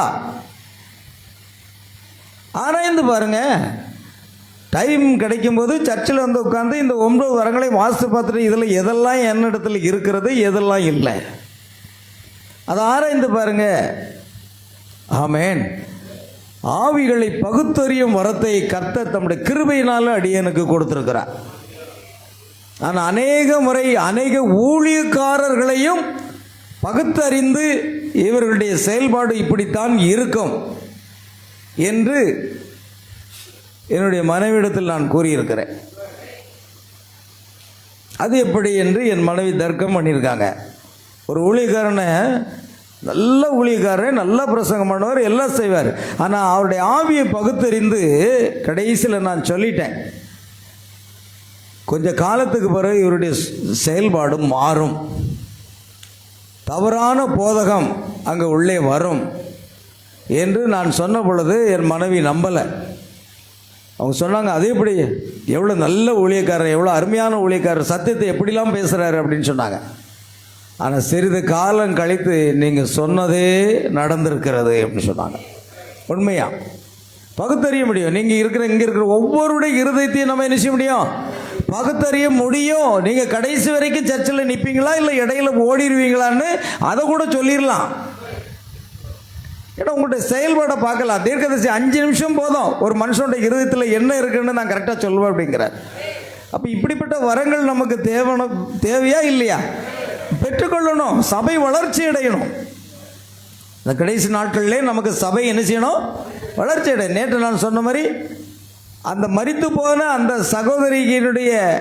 சகோதரியை சுற்றி யார் இருந்தா? அந்த விசுவாச சகோதரிகள் ஜெபித்து கொண்டிருந்தார்கள். அந்த சகோதரி மரித்து போய்விட்டால் சகோதரன் பிரணாம் ஜெபிக்க போகிறதுக்கு காலதாமதமாகிவிட்டது. ஆனால் இந்த விசுவாச சகோதரிகள் ஜெபிக்கும் பொழுது, கவனிங்க, பைபிளை புரட்டாதீங்க, நான் சொல்றதை மட்டும் கவனிங்க. ஆமென். அப்படி நாம் சொல்லும் பொழுது பிரியமானவர்களே, அந்த மரித்து போன சகோதரி உயிரோடு எழுந்து உட்கார ஆரம்பிச்சிட்டா. அல்லேலூயா. ஆமென். கர்த்தருக்கு ஸ்தோத்திரம் உண்டாகட்டும். அந்த மரித்து போன சகோதரி உயிரோடு எழும்பிட்டான். இப்போ தீர்க்கதரிசி பிரணாம் என்ன சொல்றாரு தெரியுமா? எங்களுடைய சபை விசுவாசிகள் அந்த அளவுக்கு விசுவாசத்தை கற்றுக்கொண்டிருக்கிறார்கள் என்று சொல்றாரு. நம்ம சபை அந்த இடத்துக்கு வரணுமா வேண்டாமா? எங்க வரணுமா வேண்டாங்க சொல்றார் தீர்க்கதரிசி. எங்க சபை விசுவாசிகள் மரித்தவர்களை உயிரோடு எழுப்பக்கூடிய விசுவாசத்தை பெறுவதற்கு அவர்கள் இங்கே என்ன செய்தார்கள்? பயிற்சிக்கப்பட்டிருக்கிறார்கள் அப்படின்னு சொல்றார். ஆமென். அப்போ நானும் அதை தான் உங்களுக்கு போதிக்கிறேன். எந்த மனுஷனும் கிறிஸ்து இயேசுக்குள்ளாக தேறினவனாக மாறும்படிக்கு அவரையே உங்களுக்கு அறிவிக்கிறோன்னு பவுல் எழுதுறாரு. அப்ப நம்ம தேர்ச்சி பெற வேண்டும், வளர்ச்சி பெற வேண்டும். அல்லேலூயா. நாம வளர்ச்சி அடைய வேண்டும், தேர்ச்சி பெற வேண்டும். விசுவாசத்திலே ஆபிரகாம் வல்லவனாக இருந்தது போல நாமும் வல்லவர்களாக மாற வேண்டும். நம்ம சபை இப்படியே இருந்தா எடுத்துக்கொள்ளப்படுவதில்லை, நிச்சயமா போக முடியாது. நான் சொல்றேன், இப்பொழுது இருக்கிற நிலையில இருந்தா கண்டிப்பா எடுத்துக்கொள்ளப்படுதல் போவது கடினம். ஏன் நான் அதை சொல்றேன்னா, சுகமளித்தலுக்கு கூட போதுமான விசுவாசம் நம்ம இடத்துல இல்லை. எடுத்துக்கொள்ளப்படுதல் கேட்ட விசுவாசம் இதை விட பன்மடங்கு பெரியது அப்படின்னு சொல்றாரு. இப்போ நமக்கு ஒரு சுகமளித்த இங்க வந்தாச்சுன்னா வியாதி போகணும், பிசாசு ஓடணும், அற்புதம் நடக்கணும். அல்லேலூயா. அதெல்லாம் உங்க ஒவ்வொருவருமா நடக்கணும். ஏதோ வந்தீங்க, ஒரு 10 நிமிஷம் பாட்டு பாடுங்க, அடுத்த 15வது நிமிஷத்துல தூங்கி விழ ஆரம்பிச்சிருந்தீங்க. எங்கிருந்து பிசாசு போகும்? முதல்ல உங்களுக்குள்ள இருக்கிற பிசாசை துரத்துங்க. மாம்சம் பலகீனம் உள்ளது இல்லைன்னு சொல்லல, என்றைக்காவது ஒரு நாள் பரவாயில்ல. ஆமேன். தூக்கம் வருதுன்னா அந்த ஃபேனை ஆஃப் பண்ணிடுங்க, போயிடும். ஆமேன். ஃபேன் போட்டால் தானே தூக்கம் வருது. அல்லேலூயா. ஏன் அப்படின்னா இந்த பிரசங்கம் உங்களுக்குள்ள கிரியை செய்யாது. இப்போ நாம தீர்க்கதரிசி சொன்ன மாதிரி இந்த விசுவாசிகள் மரித்தோரை எழுப்பக்கூடிய அளவுக்கு பயிற்சிக்கப்பட்டிருக்கிறார்கள் அப்படின்னு பெருமையா சொல்றாரு. எங்க விசுவாசி அந்த அளவுக்கு பயிற்சிக்கப்பட்டிருக்கிறாங்க. நான் சொல்லணுமா வேண்டாமா? வேண்டாமாங்க? அப்ப நாம இன்னும் வளர்ச்சி அடையணும் ஆவிக்குரிய விதத்தில். விசுவாசத்தில் ஆபிரகாம் வல்லவனா இருந்தா நாம் ஆபிரகாமுடைய ராஜரீக சந்ததியா இருக்கிறோம். ராஜரீக சந்ததின்னு சொன்னா மட்டும் போதாது, அந்த விசுவாசத்துக்குள்ள நம்ம வந்தாகணும். பவுல பாருங்க, பவுலுடைய பிரசங்கத்தை கேட்டுக்கிட்டே இருக்காரு. பவுல் கிட்ட பார்க்கிறாரு, உத்து பார்க்கிறாரு. ரட்சிப்பு கேட்ட விசுவாசம் இருக்குதுன்னு பார்த்தோன்னா எழுந்துனால தாயின் கர்ப்பத்திலிருந்து பிறந்தது முதல் சப்பனி தான். உற்று பார்த்த உடனே தெரியுது விசுவாசம் இருக்கா இல்லையான்னு. உங்களை உற்று பார்த்தா தெரியும் யார் யாருக்கெல்லாம் விசுவாசம் இருக்கு, யார் யாருக்கெல்லாம் விசுவாசம் இல்லைன்னு தெரியும். நீங்க ஆண்டவரை ஏமாற்ற முடியாது. ஆபிரகாமுக்குள் ஆபிரகாம் உன் சந்ததி இவ்வண்ணமாக இருக்கும் என்று சொன்ன பொழுது அவன் கர்த்தரை விசுவாசித்தான். கர்த்தர் அவனுக்குள்ள விசுவாசம் இருப்பதை கண்டு அவனுக்கு நீதியாக அதை எண்ணினார். நமக்குள்ள விசுவாசம் இருக்கிறத கர்த்தர் பார்க்கணும். அல்லேலூயா. இந்த 2 பேரும் இவ்விருவரும் விசுவாசத்தை குறித்தே பேசுகின்றார்கள். யாரெல்லாம்? பவுலும் யாக்கோபும். ஆமென். ஆபிரகாமுடைய விசுவாசத்தை குறித்து பேசுறாங்க. தேவன் ஆபிரகாமில் என்ன கண்டார் என்பதன் அடிப்படையில் பவுல் அவனை நீதிமானாக்கப்பட்டவனாக கருதுகிறான். ஆனால் யாக்கோபு மனிதன் ஆபிரகாமில் என்ன கண்டான் என்பதை அடிப்படையில் அவனை நீதிமானாக்கப்பட்டவனாக கருதுகிறான். 2 காரியம் ஒன்றுதான். ஒன்று கிரியைகளை பார்க்கிறாங்க, ஒன்று விசுவாசத்தை பார்க்கிறாங்க. பாருங்கள், யாக்கோபு அவன் கிரியைகளினால் நீதிமானாக்கப்பட்ட, ஆமென், கிரியைகளினால் நீதிமானாக்கப்பட்டவன் என்று எண்ணுகிறான். பவுலோ அவன் விசுவாசத்தினால் நீதிமானாக்கப்பட்டவன் என்று சொல்லுகிறான். ஒருவன் கிரியைங்கிறான், இன்னொருத்த விசுவாசங்கிறான். ஆனா விசுவாசம் கிரியைகளோடு கூட முயற்சி செய்து பூரணப்படுகிறது என்று வேதம் சொல்கிறது. அப்போ எது? விசுவாசம்தான் கிரியைகளோடு வருகிறது. வெறும் கிரியை மட்டும் இல்லை, கிரியை வர வேண்டுமானால் விசுவாசம் வர வேண்டும். இயேசு சொன்னார், கொடுங்கள் அப்பொழுது உங்களுக்கு கொடுக்கப்படும். அப்போ ஆண்டவருக்கு கொடுக்கணும்னா முதல்ல எதில் விசுவாசம் இருக்கணும்? நான் கொடுத்ததை கர்த்தர் எனக்கு பன்மடங்கு திருப்பி கொடுப்பாருங்கிற விசுவாசம் இல்லைன்னா நீங்க காணிக்கையே போடக்கூடாது. ஏன்னா ஆண்டவர் அப்படிதான் சொல்லுதார், கொடுங்கள் அப்பொழுது கொடுக்கப்படும். அப்ப கர்த்தருக்கு கொடுக்கும் பொழுது, அதாவது வசனம் என்ன சொல்கிறது என்றால், நீங்கள் எந்த அளவினால் அளக்கிறீர்களோ அந்த அளவு தேவன் உங்களை ஆசீர்வதிக்கிறார். சிறுக விதைக்கிறவன் சிறுக அறுப்பான், பெருக விதைக்கிறவன். அதனால் உற்சாகமாக கொடுக்கிற இடத்தில் தேவன் பிரியமா இருக்கிறார். கர்த்தருக்கு கொடுக்கிற காரணத்தில் மட்டும் நம்ம பிசினித்தனம் பண்ணக்கூடாது. உலக காரியத்துக்கு எவ்வளவோ செலவழிக்கிறோம். ஆனால் ஆண்டவருடைய காரியத்துக்கு நம்ம கொடுக்கறதுக்கு என்ன செய்கிறோம் அப்படின்னா, நாம் கொஞ்சம் பிசினித்தனம் பண்ணுறோம். பண்ணக்கூடாது. ஏன்னா நம்ம கொடுத்ததை அவர் திரும்ப கொடுக்குறாரு. ஆமென். அப்போ அதில் விசுவாசம் வைத்து தான் நாம் காணிக்கை செலுத்தணும். சும்மா ஏதோ கடமைக்காக வந்து காணிக்கப்படுறதல்ல. ஆமென். ஆமென். கர்த்தருக்கு தசமபாகம் செலுத்துகிறோம் என்றால் அந்த தசமபாகத்தை தேவன் என்ன செய்வார்? நமக்கு நான் வானத்தின் பலகளை திறந்து இடங்கொள்ளாமல் போக மட்டும் ஆசீர்வாதத்தை வருஷிக்க பண்ண மாட்டேனோ அப்படின்னு சொல்றார். அப்போ அந்த விசுவாசத்தோடு தான் ஜெபத்தோடு கொண்டு நாம் தசமபாகம் செலுத்துகிறோம். பாஸ்டருக்கு இல்லை. உங்கள் தசமபாகம் யாருக்கு கிடையாது? பாஸ்டருக்கு கிடையாது. பாஸ்டருக்கு யார் கொடுக்கிறார்னா கர்த்தர் கொடுக்கிறார். விசுவாசிகள் யாருக்கு தசமபாகம் கொடுக்கிறார்கள்? கர்த்தருக்கு. ஆபிரகாம் எல்லாவற்றிலும் கர்த்தருக்கு தசமபாகம் செலுத்தணும். அப்ப தசமபாகம் என்பது கர்த்தருக்கு நீங்க உத்தமத்தோடு செலுத்துறீங்க, அவ்வளவுதான். அதன் பலனை தேவன் வானத்தின் பலன்களை தந்து இடங்கொள்ளாம மட்டும் உங்களை ஆசீர்வதிப்பார். ஆனா அந்த தசமபாகத்தை கர்த்தர் தம்முடைய லேவியர்களுக்கு, ஊழியக்காரர்களுக்கு அவர் என்ன செய்றாரு? அவர் திரும்ப கொடுக்கிறார். ஆமென். பாஸ்டருக்கு தசமபாகம் கொடுத்தோன்னு யாராவது சொன்னீங்கன்னா அதனால உங்களுக்கு ஒரு பலனுமே கிடையாது. ஆமென். சரி, கவனிங்க. நம்ம ஆகையால் யாக்கோபு அவன் கிரியைகளினால் நீதிமானாக்கப்பட்டதாக காண்கிறான். பவுலோ அவன் விசுவாசத்தினால் நீதிமானாக்கப்பட்டதாக காண்கிறான். ஆகையால் விசுவாசம் கிரியைகளோடு கூட முயற்சி செய்து என்ன செய்கிறது? பூரணப்படுகிறது. அதுதான் முக்கியம். சரி. ஆபிரகாம் தேவனை விசுவாசித்தான், அதைத்தான் தேவன் அவனில் கண்டான். அவன் அதை விசுவாசித்தான், ஆனால் அது ஏற்கனவே நிறைவேறிவிட்டது. நிறைவேறிவிட்டது போல அவன் நடந்து கொண்ட போது அதைத்தான் மனிதன் அவனில் கண்டான். பாருங்க, ஒரு விசுவாசம் நமக்கு இருக்குமானால் அது நிறைவேறினது போல நாம் நடக்கிறத ஜனங்கள் பார்ப்பார்கள். ஆமென். விசுவாசிகள் போய் அவிசுவாசிகிட்ட போய் புலம்பிக்கிட்டு இருக்காங்க பாருங்க. இவங்க அவிசுவாசியோட மோசமானவர்கள். ஒரு விசுவாசி தன் கஷ்டத்தை, துன்பத்தை, வேதனையை அவிசுவாசிகள்கிட்ட போய் நினைச்சக்கூடாது. ஒரு காலம் புலம்பக்கூடாது. அவிசுவாசிட்ட சொல்லவே கூடாது. நீங்கள் விசுவாசம் இருந்தன்னா அதை தேவன் நிறைவேற்றி விட்டார் என்பதை நீங்கள் வெளிப்படையாக நடந்து கொள்ள வேண்டும்ங்கிறார். ஆமென். பைபிள் சொல்லுது, தேவன் நம்மை ஐஸ்வர்யவான்களாக மாற்றுவதற்காக நமக்காக அவர் என்ன செய்தாராம்? தரித்திரரானார். அப்போ இயேசு நமக்காக தரித்திரராகி நம்மை ஐஸ்வர்யவான்களை மாற்றிவிட்டார் என்று நாம் ஐஸ்வர்யங்களாக மாற்றப்பட்டதாக ஆசீர்வதிக்கப்பட்டதை போலவே நடந்து கொள்ள வேண்டும். அதுதான் முக்கியம். எப்போதும் பிச்சைக்காரனை போல அப்படியே முகத்தை தொங்க விட்டுட்டு கர்த்தருக்குள் எப்பொழுதும் சந்தோஷமாக இருக்கணும்.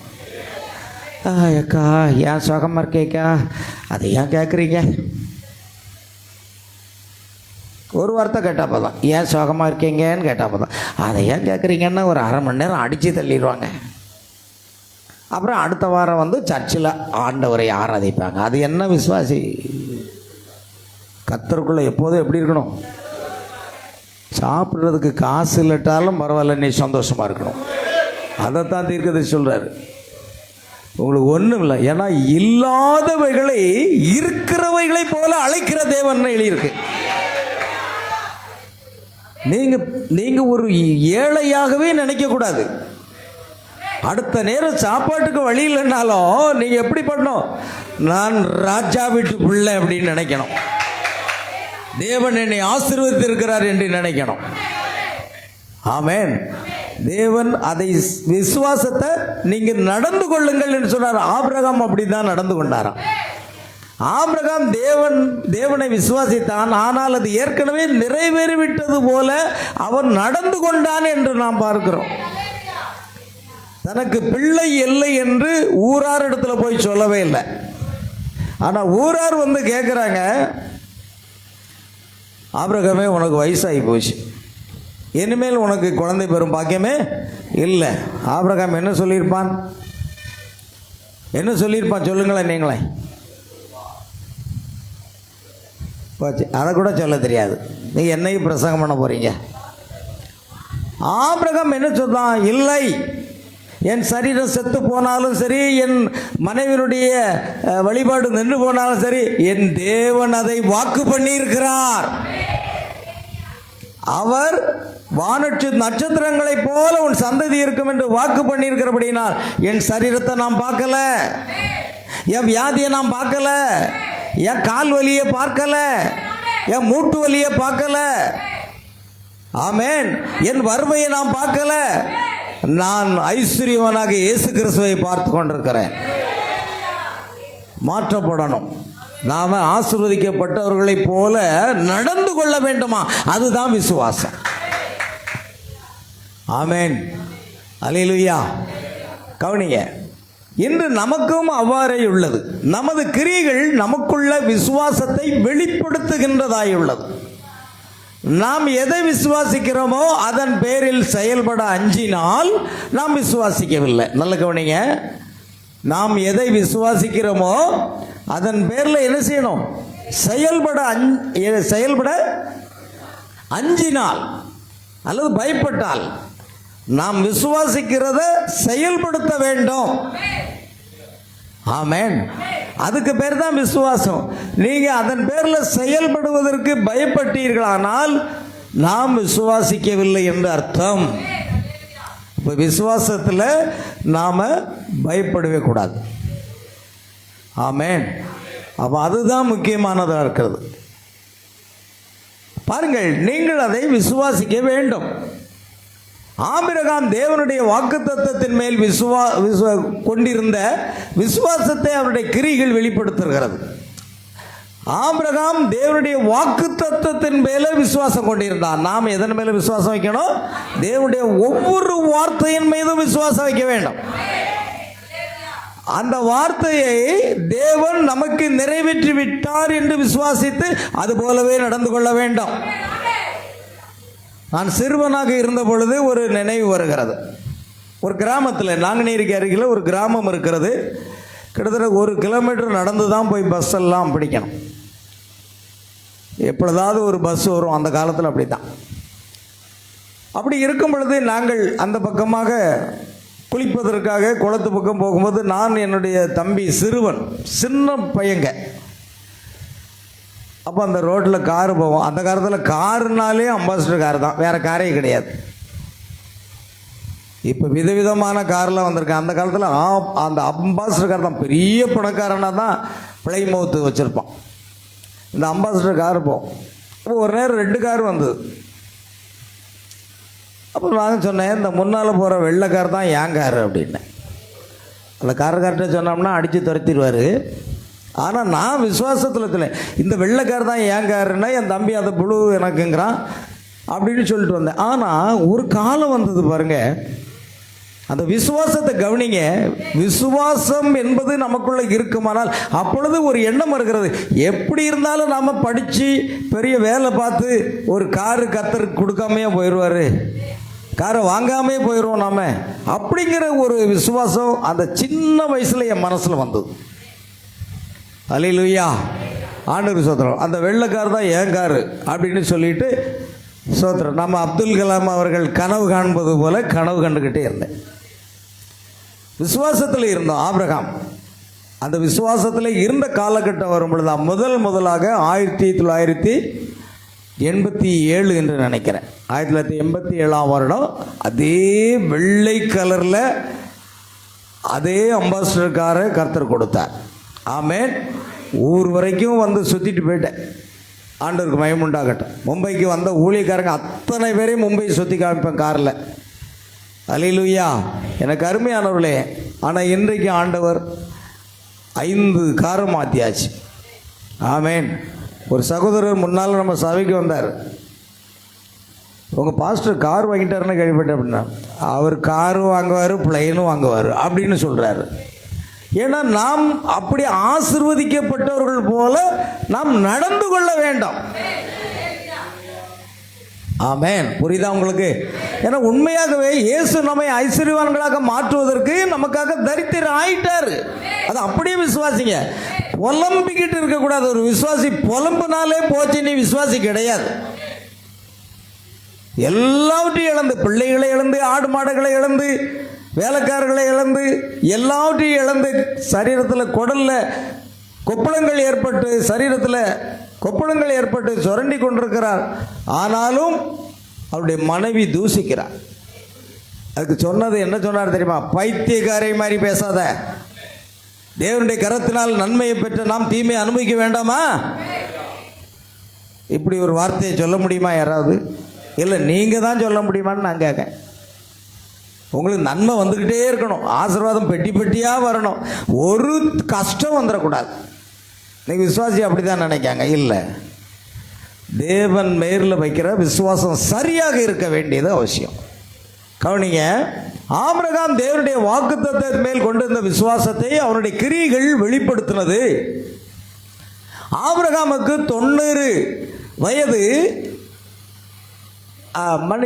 சாராளுக்கு 90 வயது, ஆபிரகாமுக்கு 100 வயது.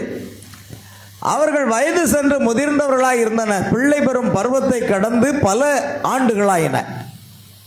அவர்களுடைய வாலிப பருவம் முதற்கண்டே அவர்கள் கணவனும் மனைவியுமாய் வாழ்ந்தும் அவர்களுக்கு பிள்ளை இல்லாது இருந்தது. அப்படி இருந்தும் ஆபிரகாமுக்கு 75 வயதும் சாராளுக்கு 65 வயதுமான போது தேவன், உனக்கு வானத்து நட்சத்திரங்களைப் போல ஒரு சந்ததி உருவாகும், உனக்கு ஒரு குமாரன் பிறப்பான் என்று கர்த்தர் 75வது வயசுல சொல்றார்.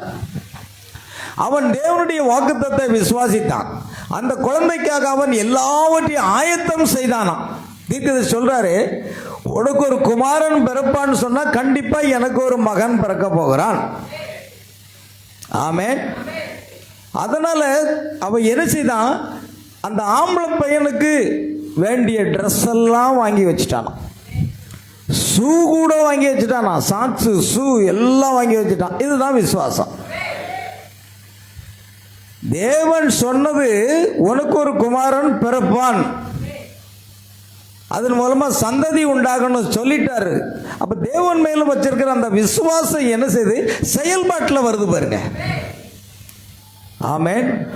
செயல்பாட்டில் அப்படியே வருது. அவன் அந்த குழந்தைக்கு தேவையான உடைகளையும் அந்த ஷூவும் எல்லாம் ஆயத்தப்படுத்தி வைத்தான் என்று தீர்க்கதரிசி தெளிவாக சொல்றாரு. ஏன்னா அப்படி ஒரு விசுவாசம் அவனுக்குள்ள இருந்ததான். ஆமென்.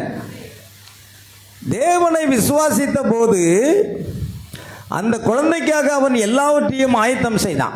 அவன் தேவனை விசுவாசித்த போது அந்த விசுவாசத்தை தான் தேவன் கண்டார். பார்த்தீங்களா? அல்லேலூயா. எப்பொழுதும் நான் ஆசீர்வதிக்கப்பட்டவன் என்றே நீங்கள் நினைக்கணும். ஏன்னா பைபிள் சொல்லுது, அவர் உன்னதங்களிலே ஆவிக்குரிய சகல ஆசீர்வாதங்களினாலும் நம்மை ஆசீர்வதித்து இருக்கிறார். எபேசியர் 1:3 அப்படி சொல்லுகிறார்.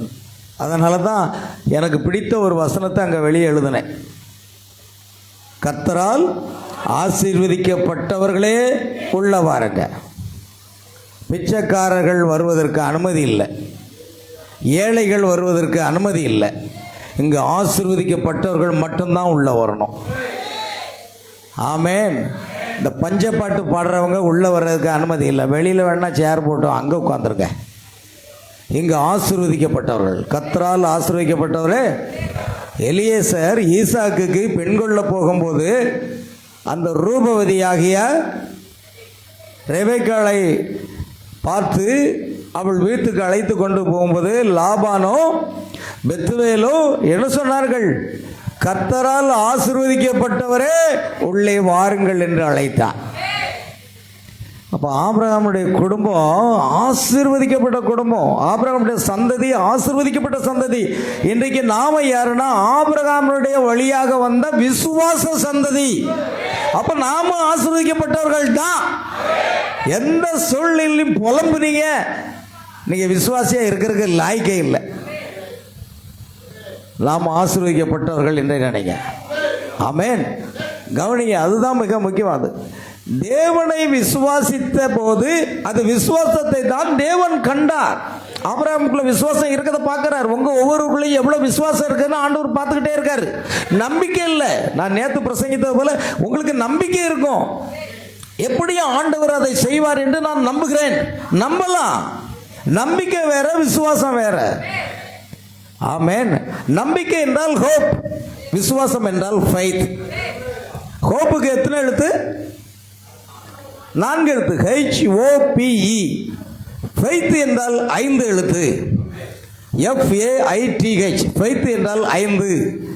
கிரேஸ் என்றால் 5. ஜீசஸ் என்றால் 5. ஆகையால் ஃபெய்த் என்பது இயேசுவை தான் குறிக்கிறது. ஹோப் என்றால் 4 எழுத்து. அதில் ஒன்றும் இல்லை. அந்த 4 எழுத்துல எதுவுமே கிடையாது. 5 எழுத்து வரணும். பாருங்க, ஃபெய்த்து, ஜீசஸு, கிரேஸு எல்லாத்துக்கும் எத்தனை எழுத்து வருது? 5 எழுத்து வருது பாருங்க. ஆமென். அதுதான் இயேசுவை குறிக்கிறதாக இருக்கிறது. இதுக்கும் வித்தியாசம் இருக்கு. அப்போ 4 எழுத்துங்கிறது நிறைவேறலாம், நிறைவேறாமலும் போகலாம். ஆனால் விசுவாசம் என்பது நிறைவேறாமல் போனதே கிடையாது. அது அப்படியே நிறைவேறும். ரெண்டுலையும் நீங்க கவனிங்க. உங்களுக்குள்ள விசுவாசம் இருக்கா, நம்பிக்கை இருக்கா? அதான் முக்கியம். ஆகையால் ஆபிரகாமுக்குள் விசுவாசத்தை இருப்ப தேவன் கண்டார். ஆனால் மனிதன் அவனுடைய விசுவாசத்தை வெளிப்படையாக்கின கிரியைகளை கண்டான். விசுவாசம் எனக்குள்ள இருக்கிறத தேவன் பார்க்கிறார். நான் கிரியை செய்து செயல்பாட்டின் மூலமாக அது அந்த விசுவாசத்தை வெளிப்படுத்தும் பொழுது ஜனங்கள் அதை பார்க்கிறார்கள். அப்ப நம்முடைய கிரியைகளை ஜனங்கள் காண்கிறார்கள், நம்முடைய விசுவாசத்தை தேவன் காண்கிறார். ஆமென். ஆகையால் நமக்கும் அது அவ்வாறே உள்ளது. அது அவனுக்கு வெளிப்படுத்தப்பட்டது. பாருங்கள், அது அவனுக்கு வெளிப்படுத்தப்பட்டதாக இருக்கிறது. எனவே அவன் அதை விசுவாசித்து அது ஏற்கனவே நிறைவேறிவிட்டது போல் செயல்பட்டான். ஆமென். ஒரு வேடிக்கையான சம்பவம். நான் வளர்ந்து வரக்கூடிய காலகட்டத்தில் இன்னும் சரியான வேலை இல்லை. என் தாயார் இடத்துல நான் கேட்டேன், எனக்கு ஒரு வாட்ச் வாங்கி தாங்க அண்ணன். ஒரு ஆம்பளை உழைச்சி தான் வாட்சி வாங்கணும். பெற்றோர்கள் கொடுக்கறது நல்லதில்லை, படிக்க வைக்கிறது தான் அவங்க கடமை. ஒரு வாட்சி வாங்கி தாங்க அண்ணன். உனக்கெல்லாம் இப்போ வாட்செலாம் கிடையாது, ஒன்றும் கிடையாதுன்னு சொல்லி எங்கள் தாயார் திட்டாங்க. அப்போ எங்கள் அம்மாக்கிட்ட நான் சொல்கிறேன், நான் சம்பாத்தியம் பண்ணி என்னுடைய சம்பாத்தியத்தில் நான் வாட்சி கட்டி காமிக்கிறேன் பாருங்க அப்படின்னு அம்மாட்டே சவால் விட்டேன். என் சம்பாத்தியத்தில் வாட்சி கட்டுறான்னு. சென்னையில் மூர் மார்க்கெட்னு ஒன்று இருக்குது. சென்ட்ரல் ஸ்டேஷன் பக்கத்தில் இருந்தது. இப்போ அதெல்லாம் உடைச்சிட்டு எல்லாம் ரயில்வே ட்ராக் போட்டாங்க. மூர் மார்க்கெட்னாலே ஃபுல்லாக ஏமாத்து வேலை. அந்த மூர் மார்க்கெட்டுக்குள்ளே போய் எதாவது வாங்கலான்னு போகும்போது பிறகு நினச்சேன், வருமானம் ரொம்ப குறைவு. 3.5 ரூபா தான் எனக்கு. 3000 ரூபா எனக்கு ஒரு நாளைக்கு சம்பளம். எவ்வளவு? 3000 ரூபா தான் சம்பளம். இதில் எப்படி வாச்சுவாங்க? இருந்தாலும் விசுவாசம் இருந்தது. முதல்ல என்ன பண்ணணும் தெரியுமா? எல்லாரும் மாடு வாங்கின பிறகு சாட்டக்கம்பு வாங்குவாங்க.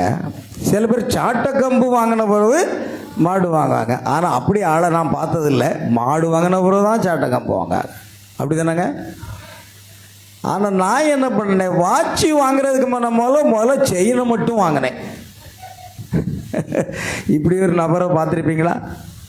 வாட்சி வாங்குறதுக்கு இப்போ காசு இல்லை. அதனால் அவன் லைனாக பாக்கெட்டில் போட்டு மூர் மார்க்கெட்டில் செயின் வச்சுருந்தான். இந்த செயின் நல்ல பளபளப்பாக இருந்தது. முதல்ல நம்ம என்ன பண்ணுவோம், செயினை மட்டும் வாங்குவோம். ஏன்னா வாட்சும் செயினும் சேர்ந்து தான் எல்லோரும் வாங்குவாங்க.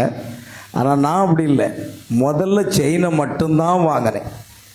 அப்புறம் நம்ம வாட்சை வாங்கிக்கிடலாம் அப்படின்னா. அப்போ பாருங்கள்,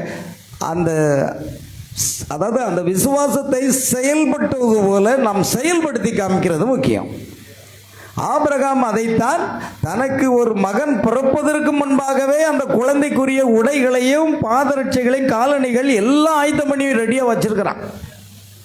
அதுதான் விசுவாசம். ஆமென். அல்லேலூயா. கவனிங்க பிரியமானவர்களே. ஆகையால் ஆபிரகாம் அதை விசுவாசித்து நிறைவேறிவிட்டது போல் செயல்பட்டான். ஆனால் உங்கள் நித்தியத்துக்கு நீங்கள் அதை அடிப்படையாக எடுத்துக்கொள்ளக்கூடாது. சிறியதை கொண்டு நீங்கள் பெரியதை பெற முடியாது. வரம் என்பது சிறியது. சரி, அப்படியே போகலாம். கொஞ்சம் பாருங்கள், ஜனங்கள் கூச்சலிடுவதை குறித்து சில சமயங்களில் நான் கூறினது போல பிசாசுகள் கூச்சலிடுவதை நான் கண்டிருக்கிறேன்.